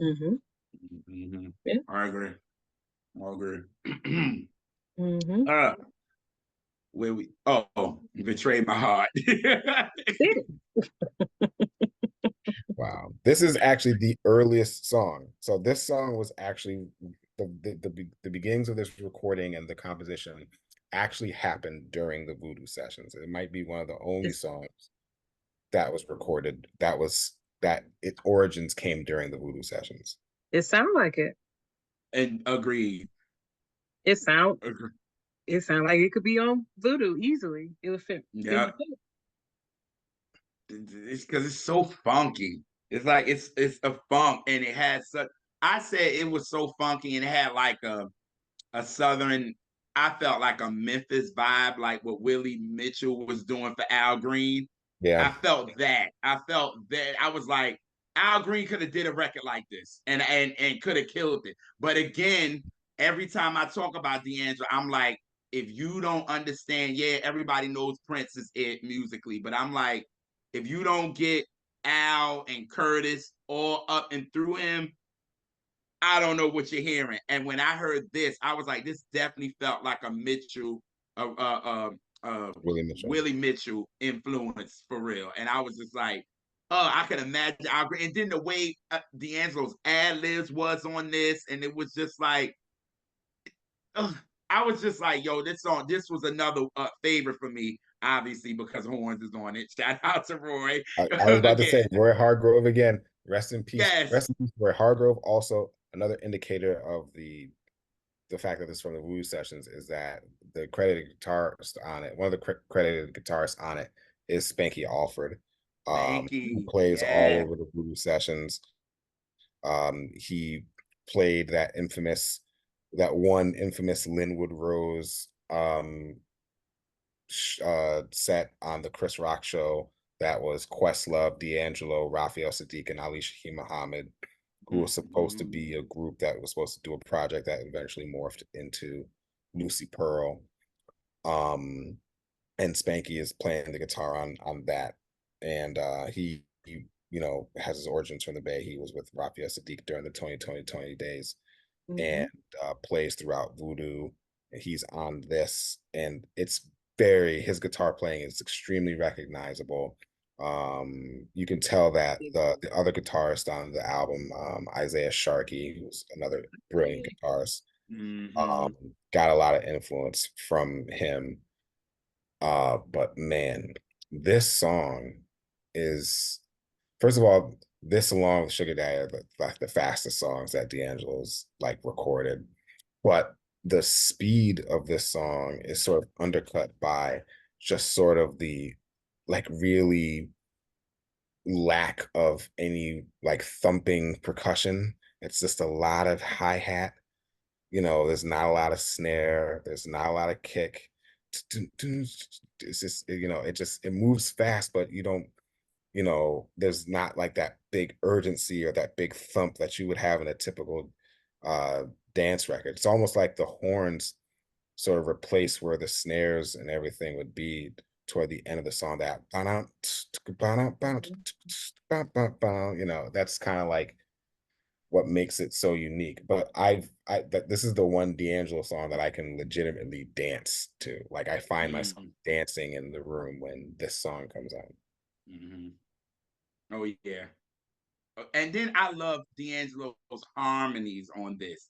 Like the little harmonies that he did, like when he did with what was the part?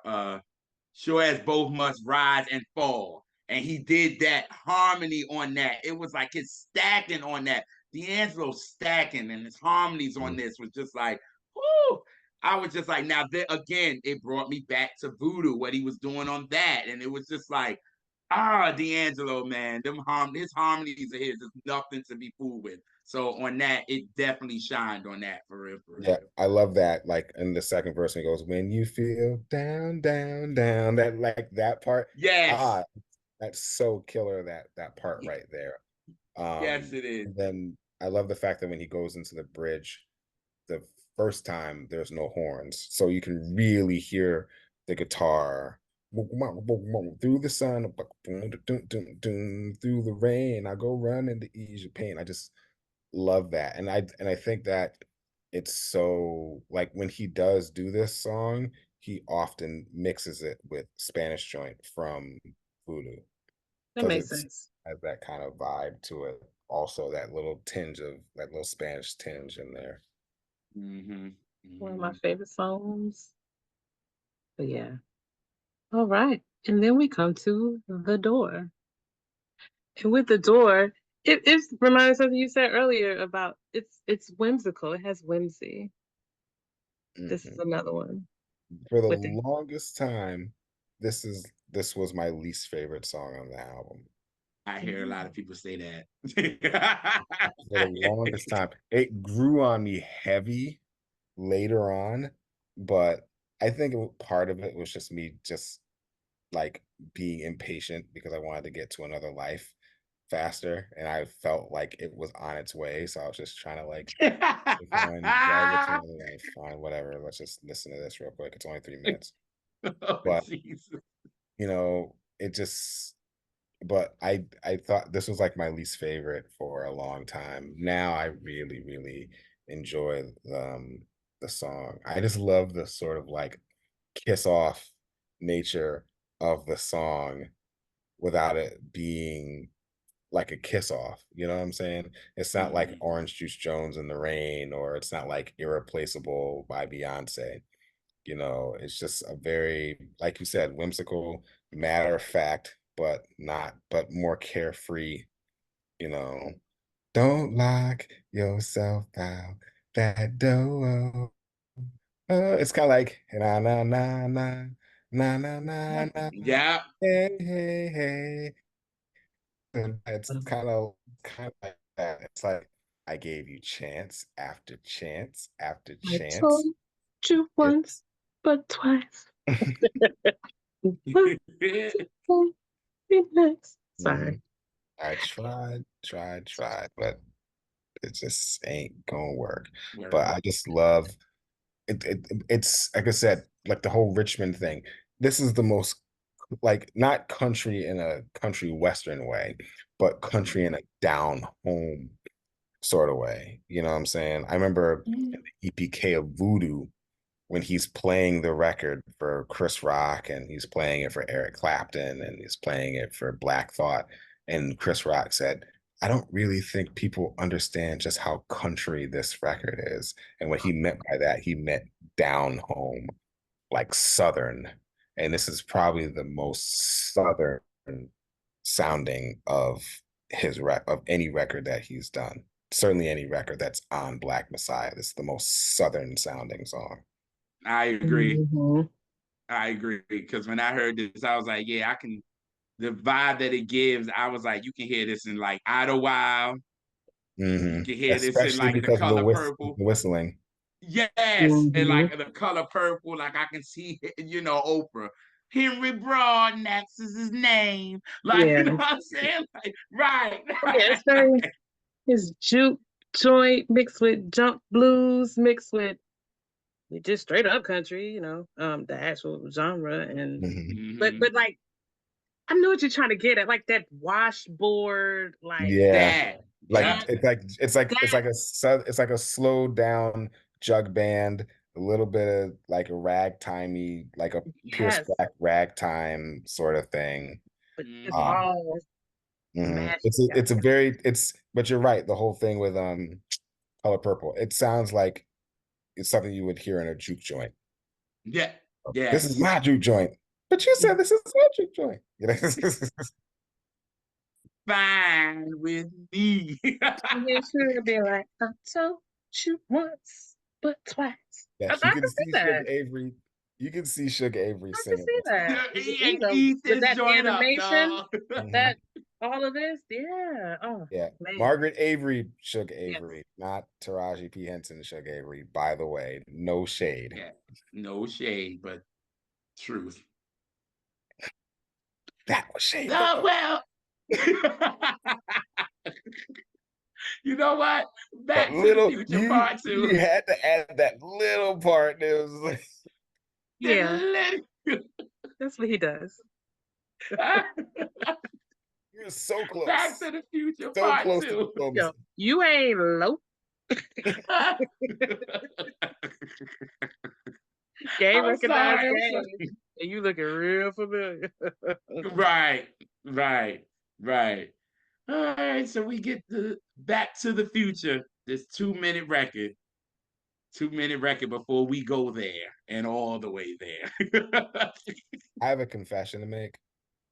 I like the Back to the Future reprise more than the actual Back to the Future song. I actually, the way that I felt at first about the door trying to get to another life, I feel the opposite of that when I hear this, because of the fact that I know we're finally at the point where we get to another life, but I just happen to just love the way that they just do. It's just so funky.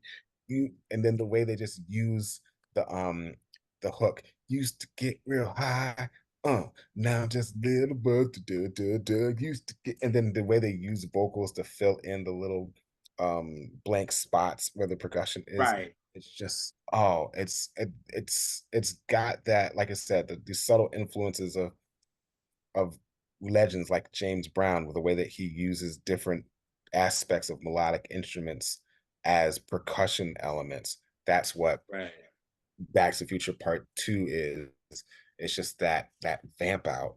And it's just so, it reminds me of the vamp out at the end of Good Day in the Morning, Great Day in the Morning on Voodoo. But Oh yes. yeah. Yeah, a dibba didn't did it did moaning, dibba didn't did it did moaning, dibba didn't did. It's kind of like that, but it's so amazing. I just love like just the funk. It's the funkiest part of the whole album, you know, even more so to me than Sugar Daddy, which is a straight up funk song, or like Ain't That Easy, which is more of a traditional like precursor to what the 70s funk was, like more like late 60s style funk. This is just the most head noddy, just snap your fingers, just Yeah. steak face sort of groove, though. That's why I just love it even more than the actual full version of Back to the Future. And I think he was like, he knew he had to give us this before we got to another life. Because this is finally, we kind of up in all of this, because now we about to get deep and emotional and in our feelings and all that with another life. So it was like, all right, before we bow out here, I'm gonna give y'all a little bit more funk on this one and go in, and y'all can have about 2 minutes, because the next 6 minutes is about to be nuts. You about to be really in your bag. But before we even go there, the thing is, as emotional and all that as Another Life is very funky. The guitar, it's very funky. Yeah. But it's just, I don't. But anyway, go ahead. Yeah, right.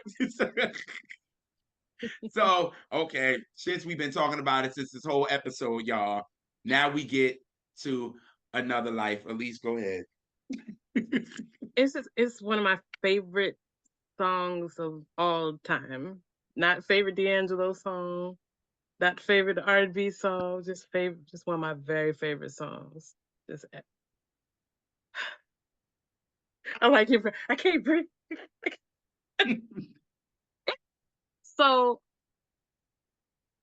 I guess I kind of buried the lead on how this album affected me, because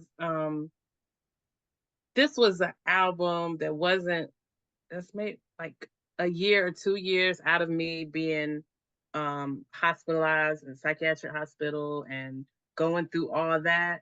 And so, like, just off the title, before I heard it, it was just like I knew that would be my song, because I was entering into another life. Like, it was new. I had my 1,000 deaths and all of that, like, and and it's, I don't know what it is exactly, what instrument, whatever, that just like gets in my soul, and I just can't let it go, like, instantly. I'm discombobulated. I can't. That's what that song does to me. I can't even articulate why. It's just soul. It's soul. Now, It's the epitome of soul music. it really is. I read somebody online that said this, like, just talking about the influences. It's a little bit of Stylistics, it's a little bit of Dilla, it's a little bit of Ohio Players, and it's a little bit of Beach Boys. You know, all those influences. I will say, I will die on this hill.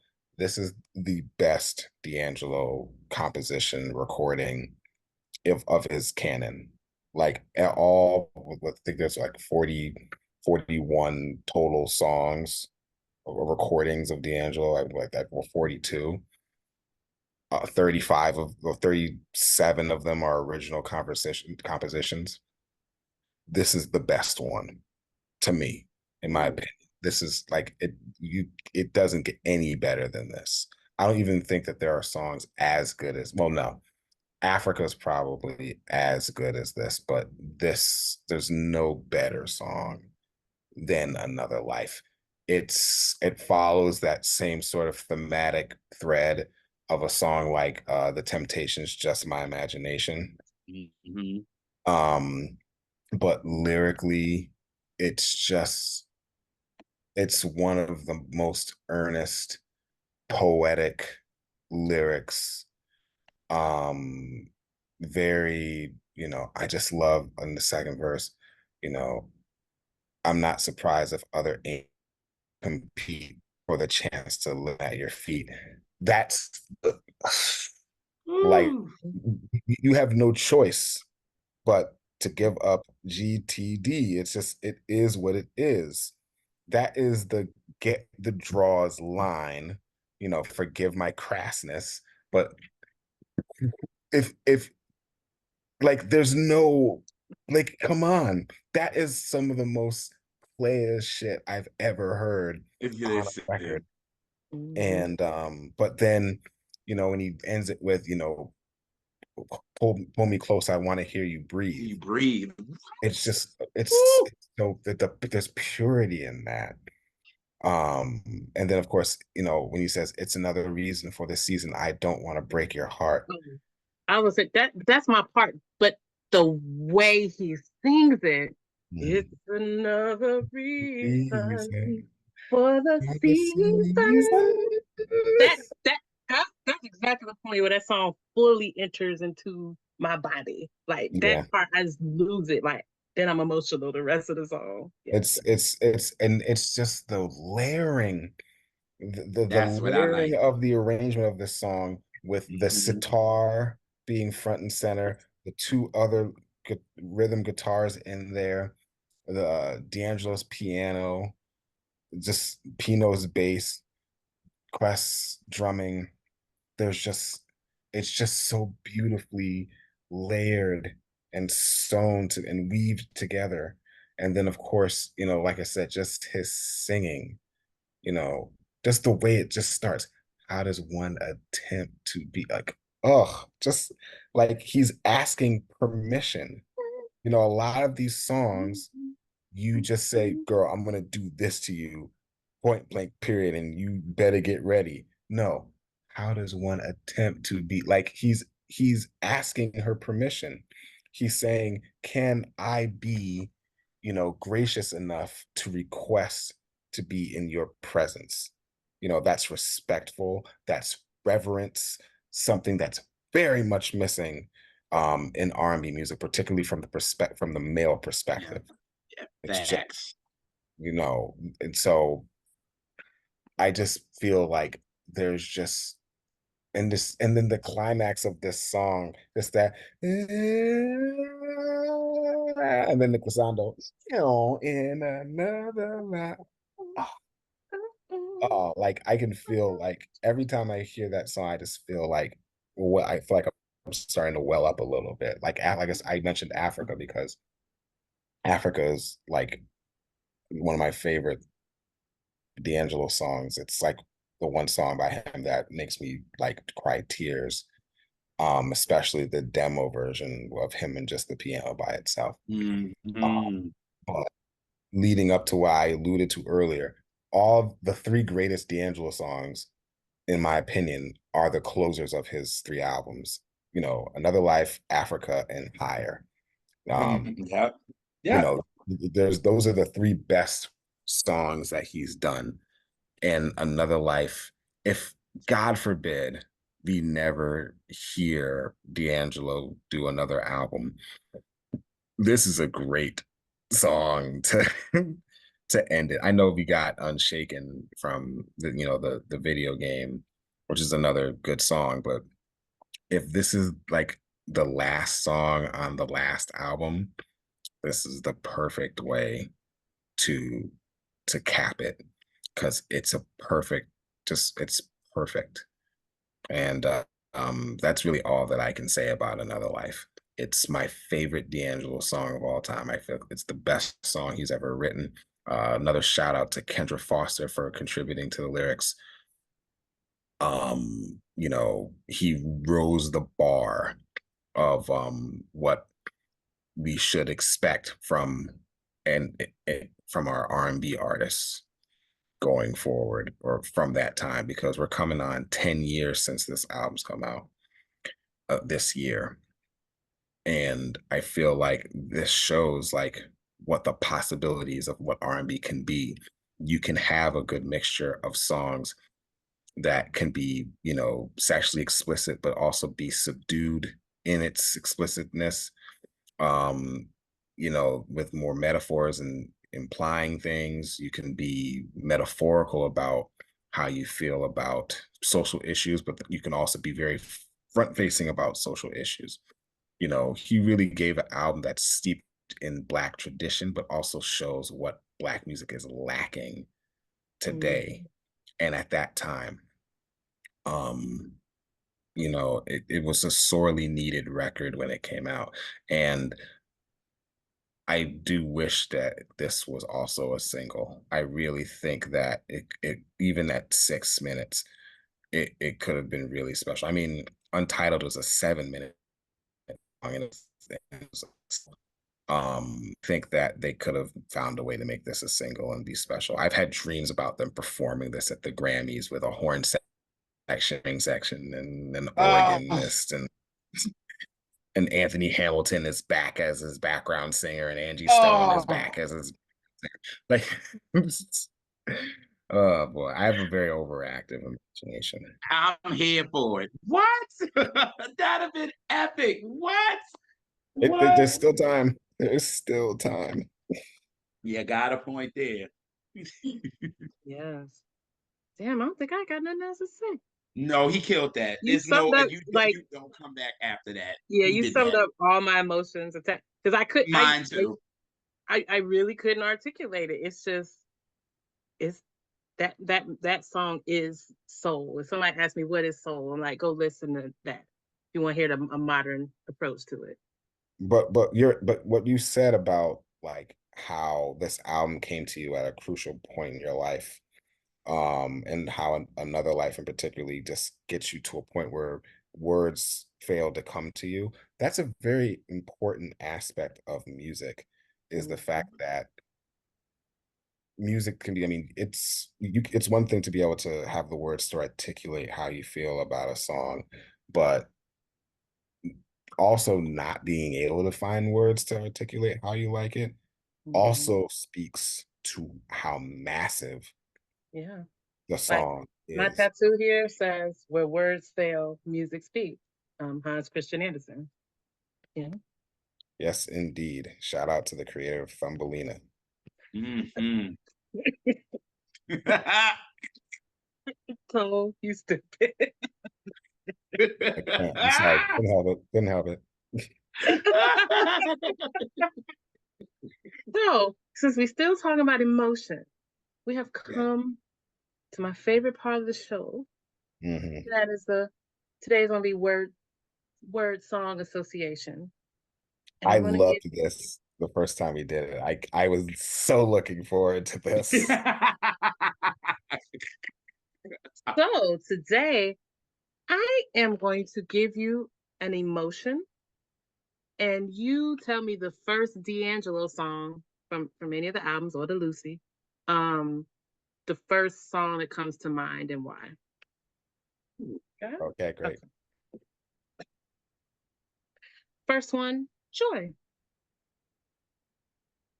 Joy. Joy. I would probably have to say Africa, because Africa is about the birth of D'Angelo's son. And I remember the first time I heard it, I cried, and I didn't know why until my son was born. Shout out to the silent partner, Christopher Matthew Allen. What's up, kiddo? Just turned 13. I remember like the first time I listened to that song after he was born, I was like, there it was. I get it now. And that just makes me think about when he was born, and the first time I held him in my arms, when we cut the cord, and I just laughed so hard. And anytime I think of joy, I think of just laughter and I think of that moment. So Africa is what I equate to joy. Mm-hmm. Yeah. Jared, what would you have said for joy?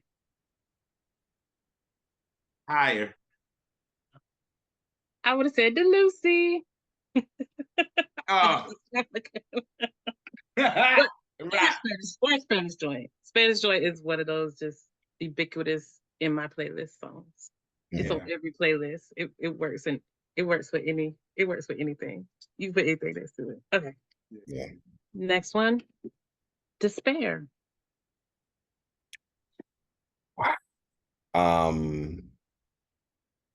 Despair. Despair. Ooh, that's The Root. That's a good one. The Root, that's despair, because it's about, even though it's like a bright sounding song, but it's the epitome of heartbreak. I mean, like I said, the album is called Voodoo, and like that's the whole point. She done worked the root, she put that voodoo on. Like Miss, yes. like Mudbone going to Miss Rudolph. Yep. She put a mojo on your ass. So she want to put a hex on you. So the root, I just think of like, she done worked the root. In the name of love and ward, she took my shield and sword from the pit of the bottom that knows no floor. Mm. The rain to the dirt, like the wine to the vine, from the alpha of creation into the end of time. There's no going back. There's no resolution. This is it forever. I'm changed, and there's nothing I can do to reverse it. That to me is the epitome of despair, when you are in a feeling that will never ever go away. Mm-hmm. All right. Next one. Desire. Desire. Oof. Um, it's crazy. I keep saying stuff from Voodoo. Voodoo's that girl. Yeah. I feel like with Desire, it's Send It On. I was gonna say that too. That's my favorite D'Angelo song. Yeah. I just love that. Sometimes it makes me want to stop and say, ooh,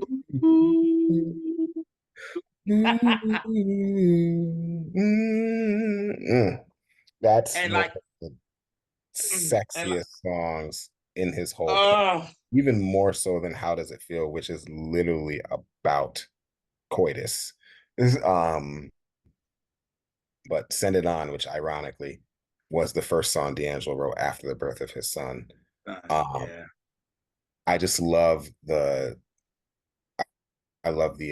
Cool Gang interpolation of that song, but it's so damn sexy to me. I just always loved it. You know what I'm saying?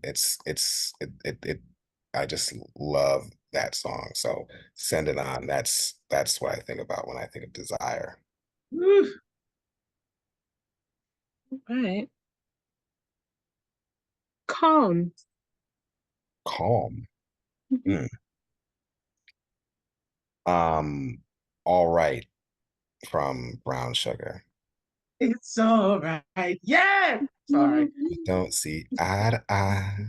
At least we tried. That's one of the smoothest, most chill, but still funky. Do do do do do do do do. Psst, do do do do. I just love that. That's one of the more soothing songs that he has. So when I think of calm, I think of that song a lot. One of my favorites from Brown Sugar. Like my top 3 songs from that album. Same here. You're on the right show. And last but not least, because we want to end with hope. Hope. Yeah. Wow. Hopeful. And hope. Wow, hope.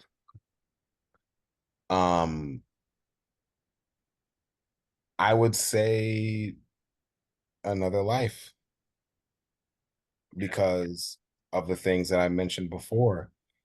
It gives me hope about music. DJ Jazzy Jeff did an album in a 7-day period with Eric Roberson and Glenn Lewis and a bunch of people.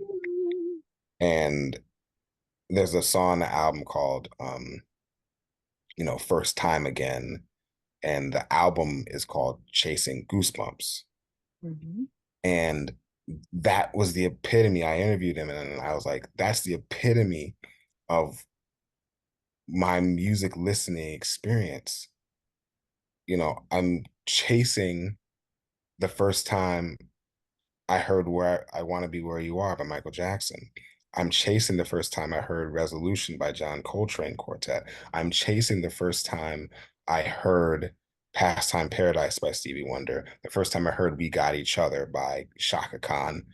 I'm chasing what that feeling is every time I listen to something new. Breathing Underwater by Hiatus Coyote, like all that stuff.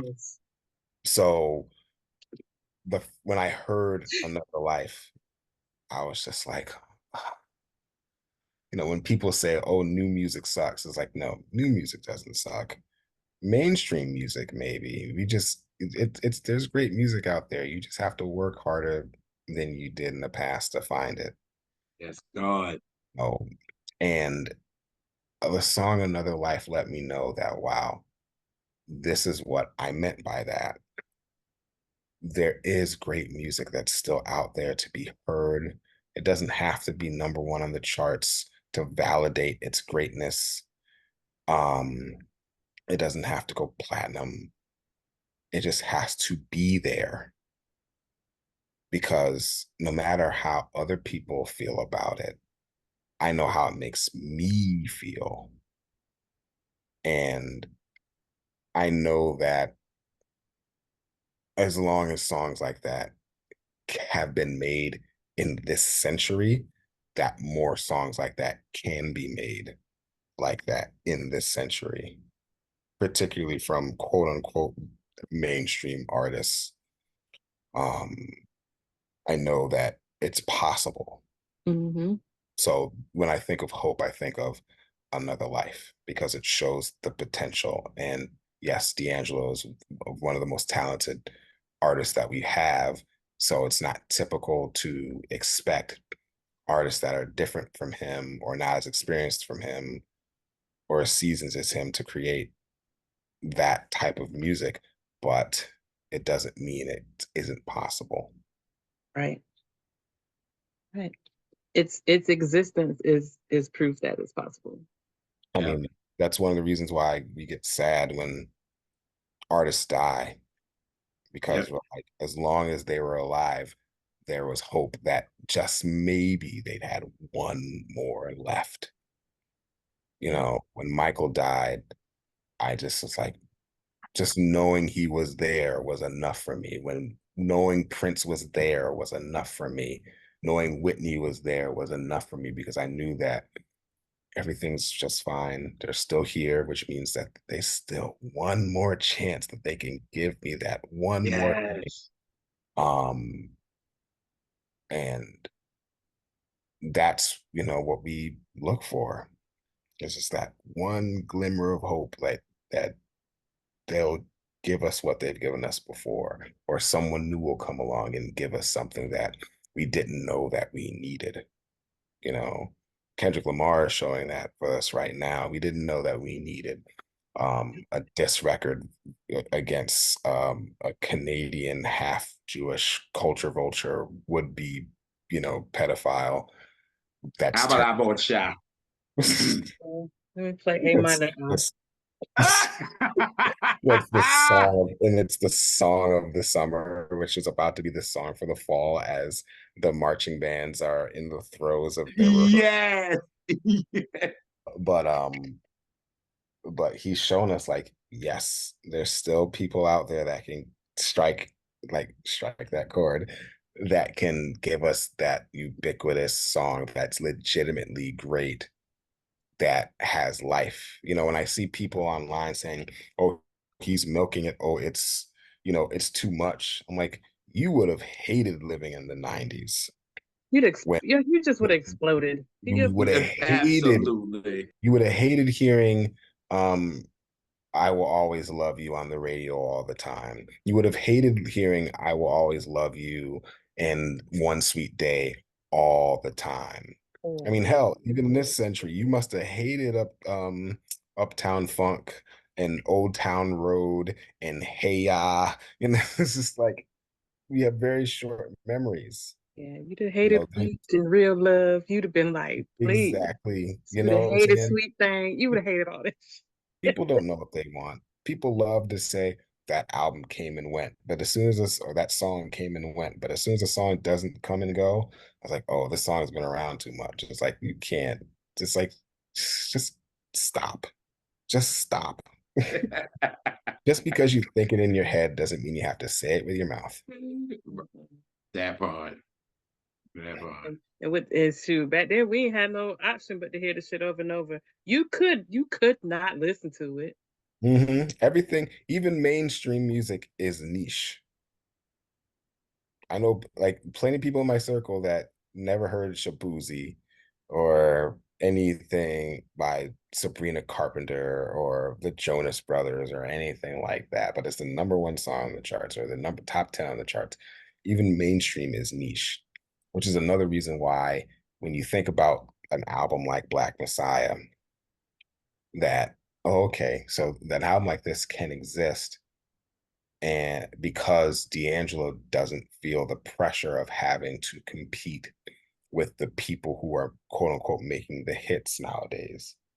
And he can just give you something that's great. We're seeing that in hip hop this year, or Common and Pete Rock are making a great album together. Tip and LL Cool J about to drop an album together. The first 2 singles are amazing. Cormega and Havoc are doing a record together. Yeah.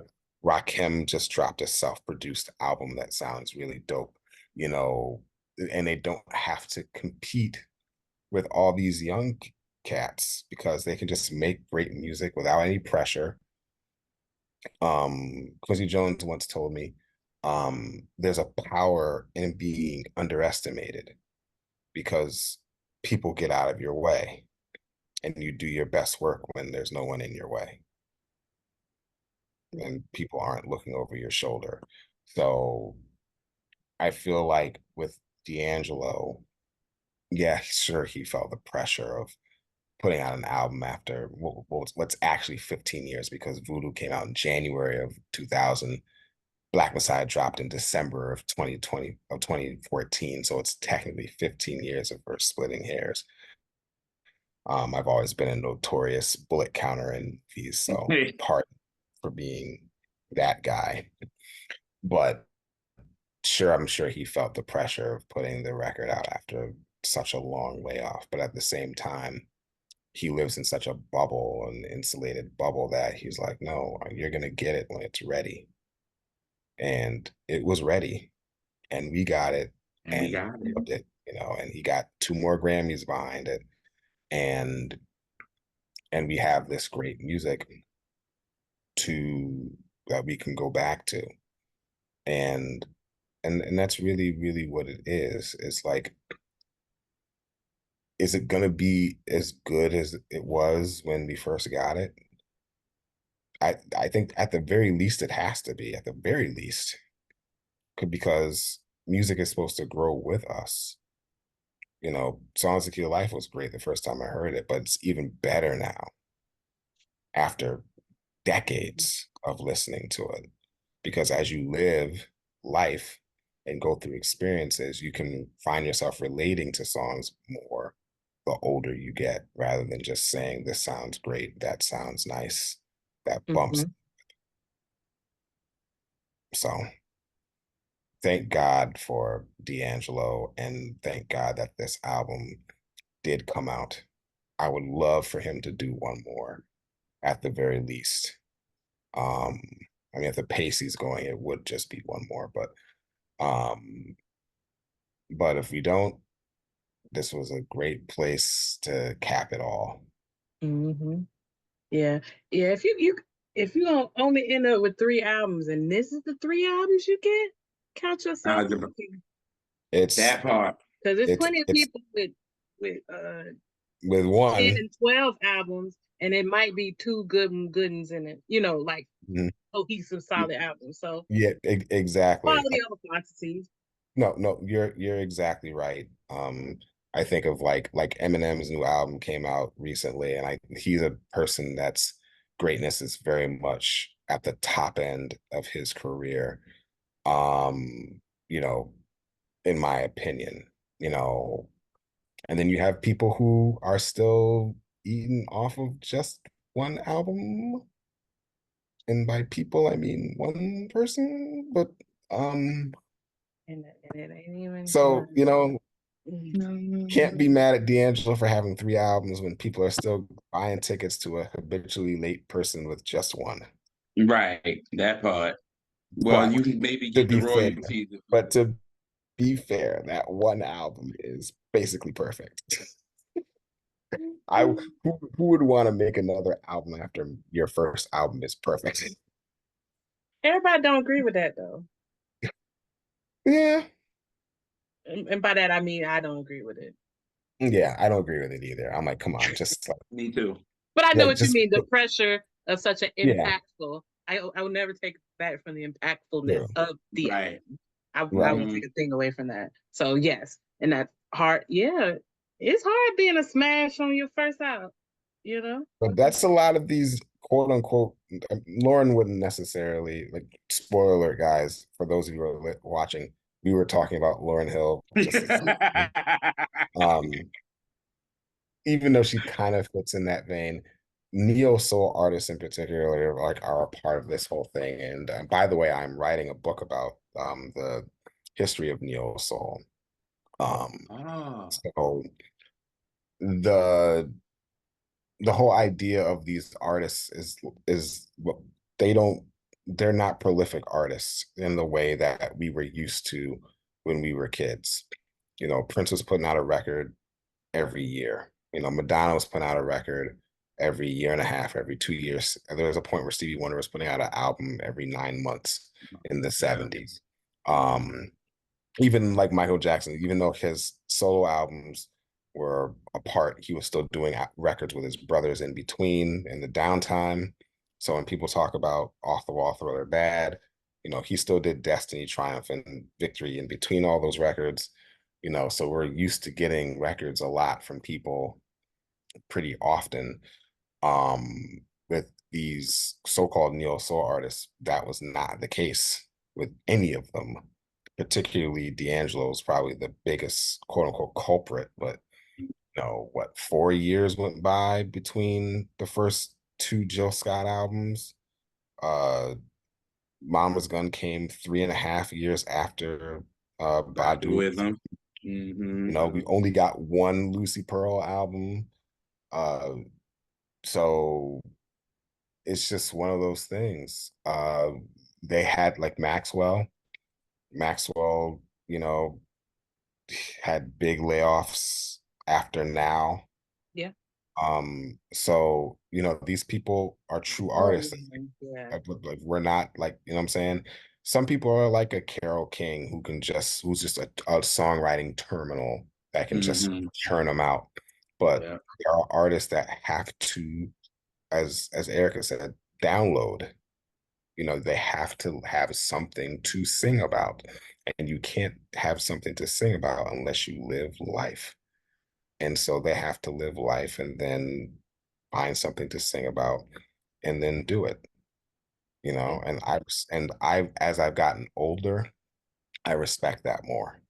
I was irritated about it because I depended on them for high quality music. And when I didn't get it as often as I wanted to, I was I was upset. But as I got older now, I appreciate the fact that they took their time making these records, because when we did get them and then they live with us beyond the point that they were released, it's just like, oh yeah, yeah, I'm good. I'm good with that. I would much rather have had, like I said with Michael Jackson, I would rather have, Off the Wall, Thriller, Bad, Dangerous, History, Invincible being 4 years apart from each other and being the albums that they are now than for me to get watered down albums in 83, 84, 85, 86, 88, 89, 92, just for the sake of putting something out and it not being the high quality that they were.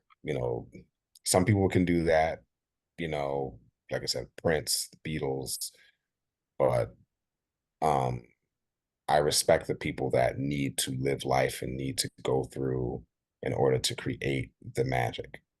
So, yes, this album sounds like it took 14 years to make, and God bless it, because do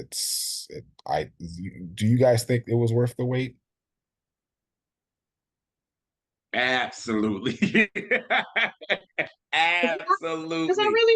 I really would have hated to see what had happened if he put music out before he was ready, because it was pressure, or if it was a money thing, or whatever, whatever it may be. I'm glad he didn't succumb.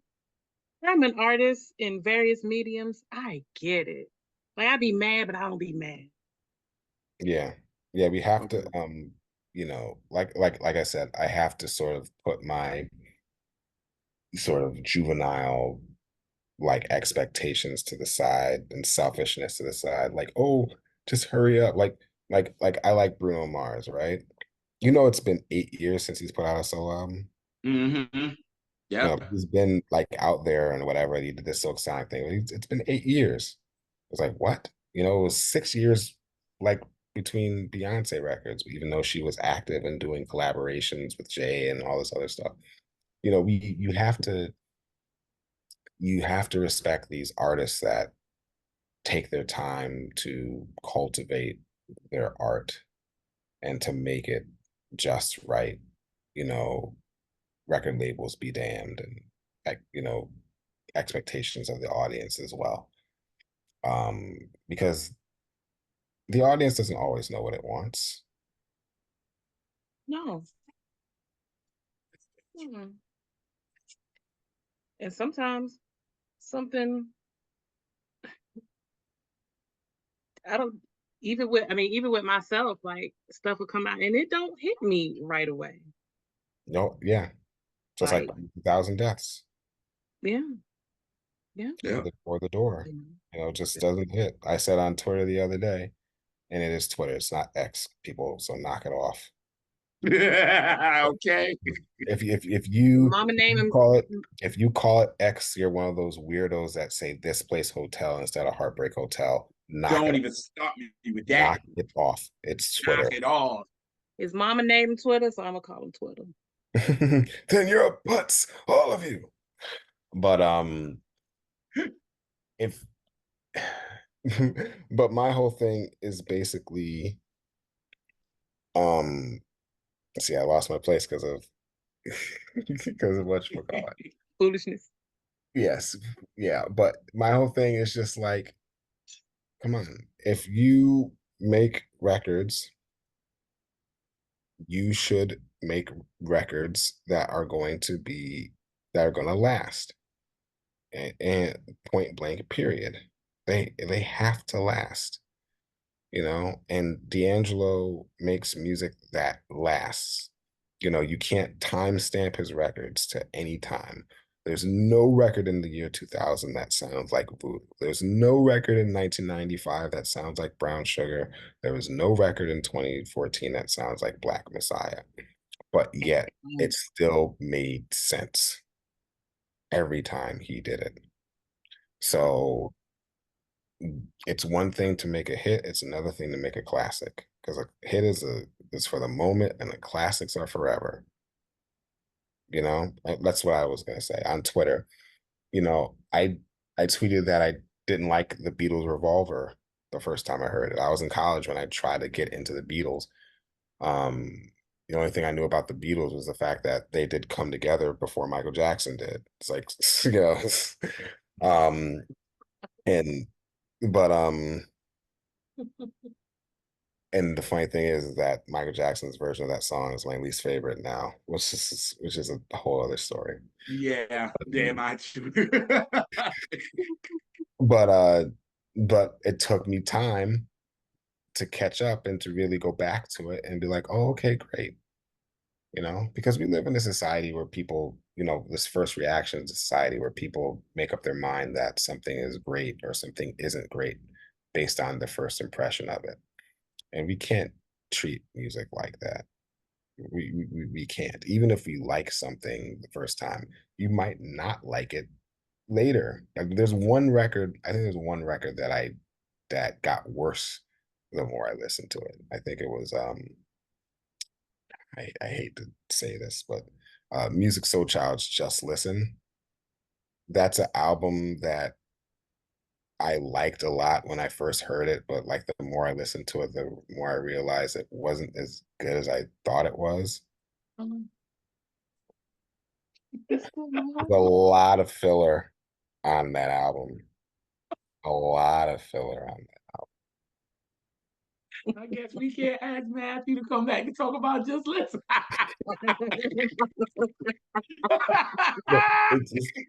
Here's the thing about Just Listen. I heard Just Listen before I heard I Just Want to Sing. Oh. And when He's I an went artist, you back, gotta listen in sequence.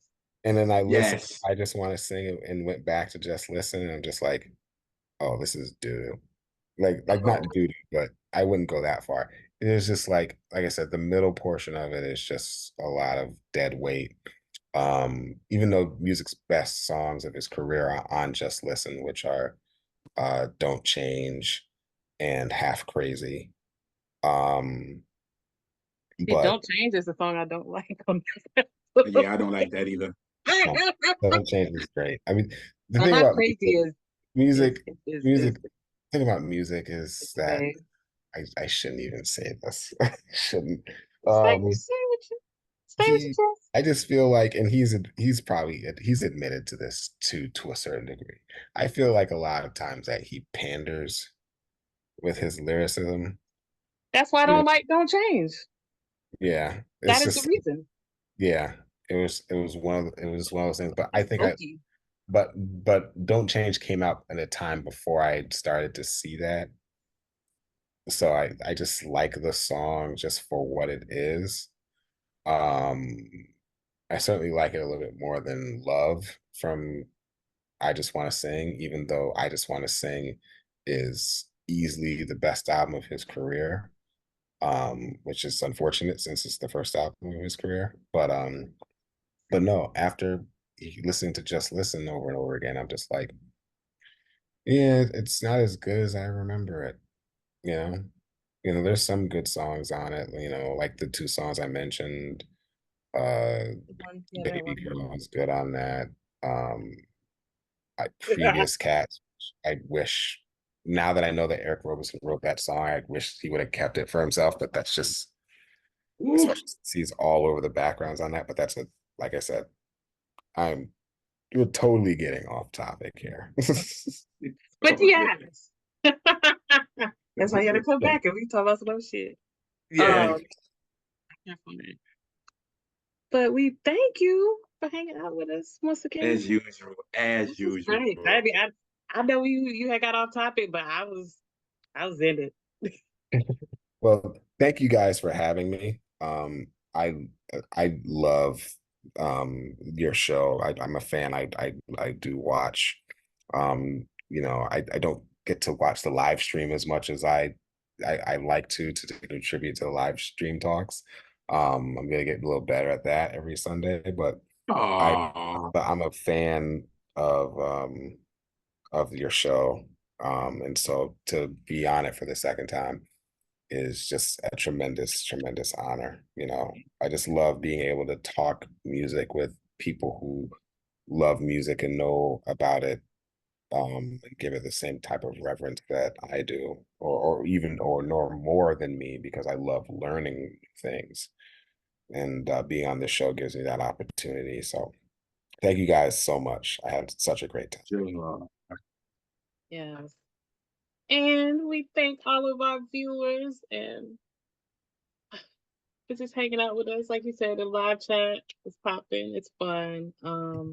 We get to spend time and hear y'all questions and reactions to the sometimes wild opinions that JR be having. And I don't contribute any of that. But yeah, we thank y'all and make sure to like, share, subscribe, and man, we really love y'all. And I hate we have to walk out the door right now. Yeah, My yeah. heart. But I give prayers that y'all will like, subscribe, and share. Yes, and you guys can follow me.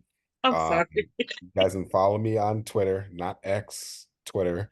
You can follow me on Twitter at Headphone Addict, all one word. You can follow me on TikTok at Headphone Addict 1. You can follow me on my Substack, headphoneaddict.substack.com, where you can read my articles on the Jackson's Destiny album, about the anniversary of Confessions, talk about Rick James. I talk about, my mentorship with the late great Greg Tate. I have some pieces coming out shortly also about about Prince. And you can read my work at newsone.com. You can read work I've done on Duke Ellington's anniversary, work I've done on Frankie Beverly's retirement, as well as Michael's influence on hip hop and contemporary R&B culture 15 years after his passing. So that's newsone.com. And you can see me on Twitter, TikTok, and Instagram at Headphone Addict, all one word. Not at Headphone Addict, all one word, but at Headphone Addict, full stop. I know I have to say that because at my old job, I used to tell people, please reply all to this email. And then I would get replies from people that said the word all in the body, and that was it. Yes, I get that now, Bert. Well, we gonna keep them people in prayer. But yes. But we love y'all and see y'all next time. And we will catch y'all on the next Catch That. Peace.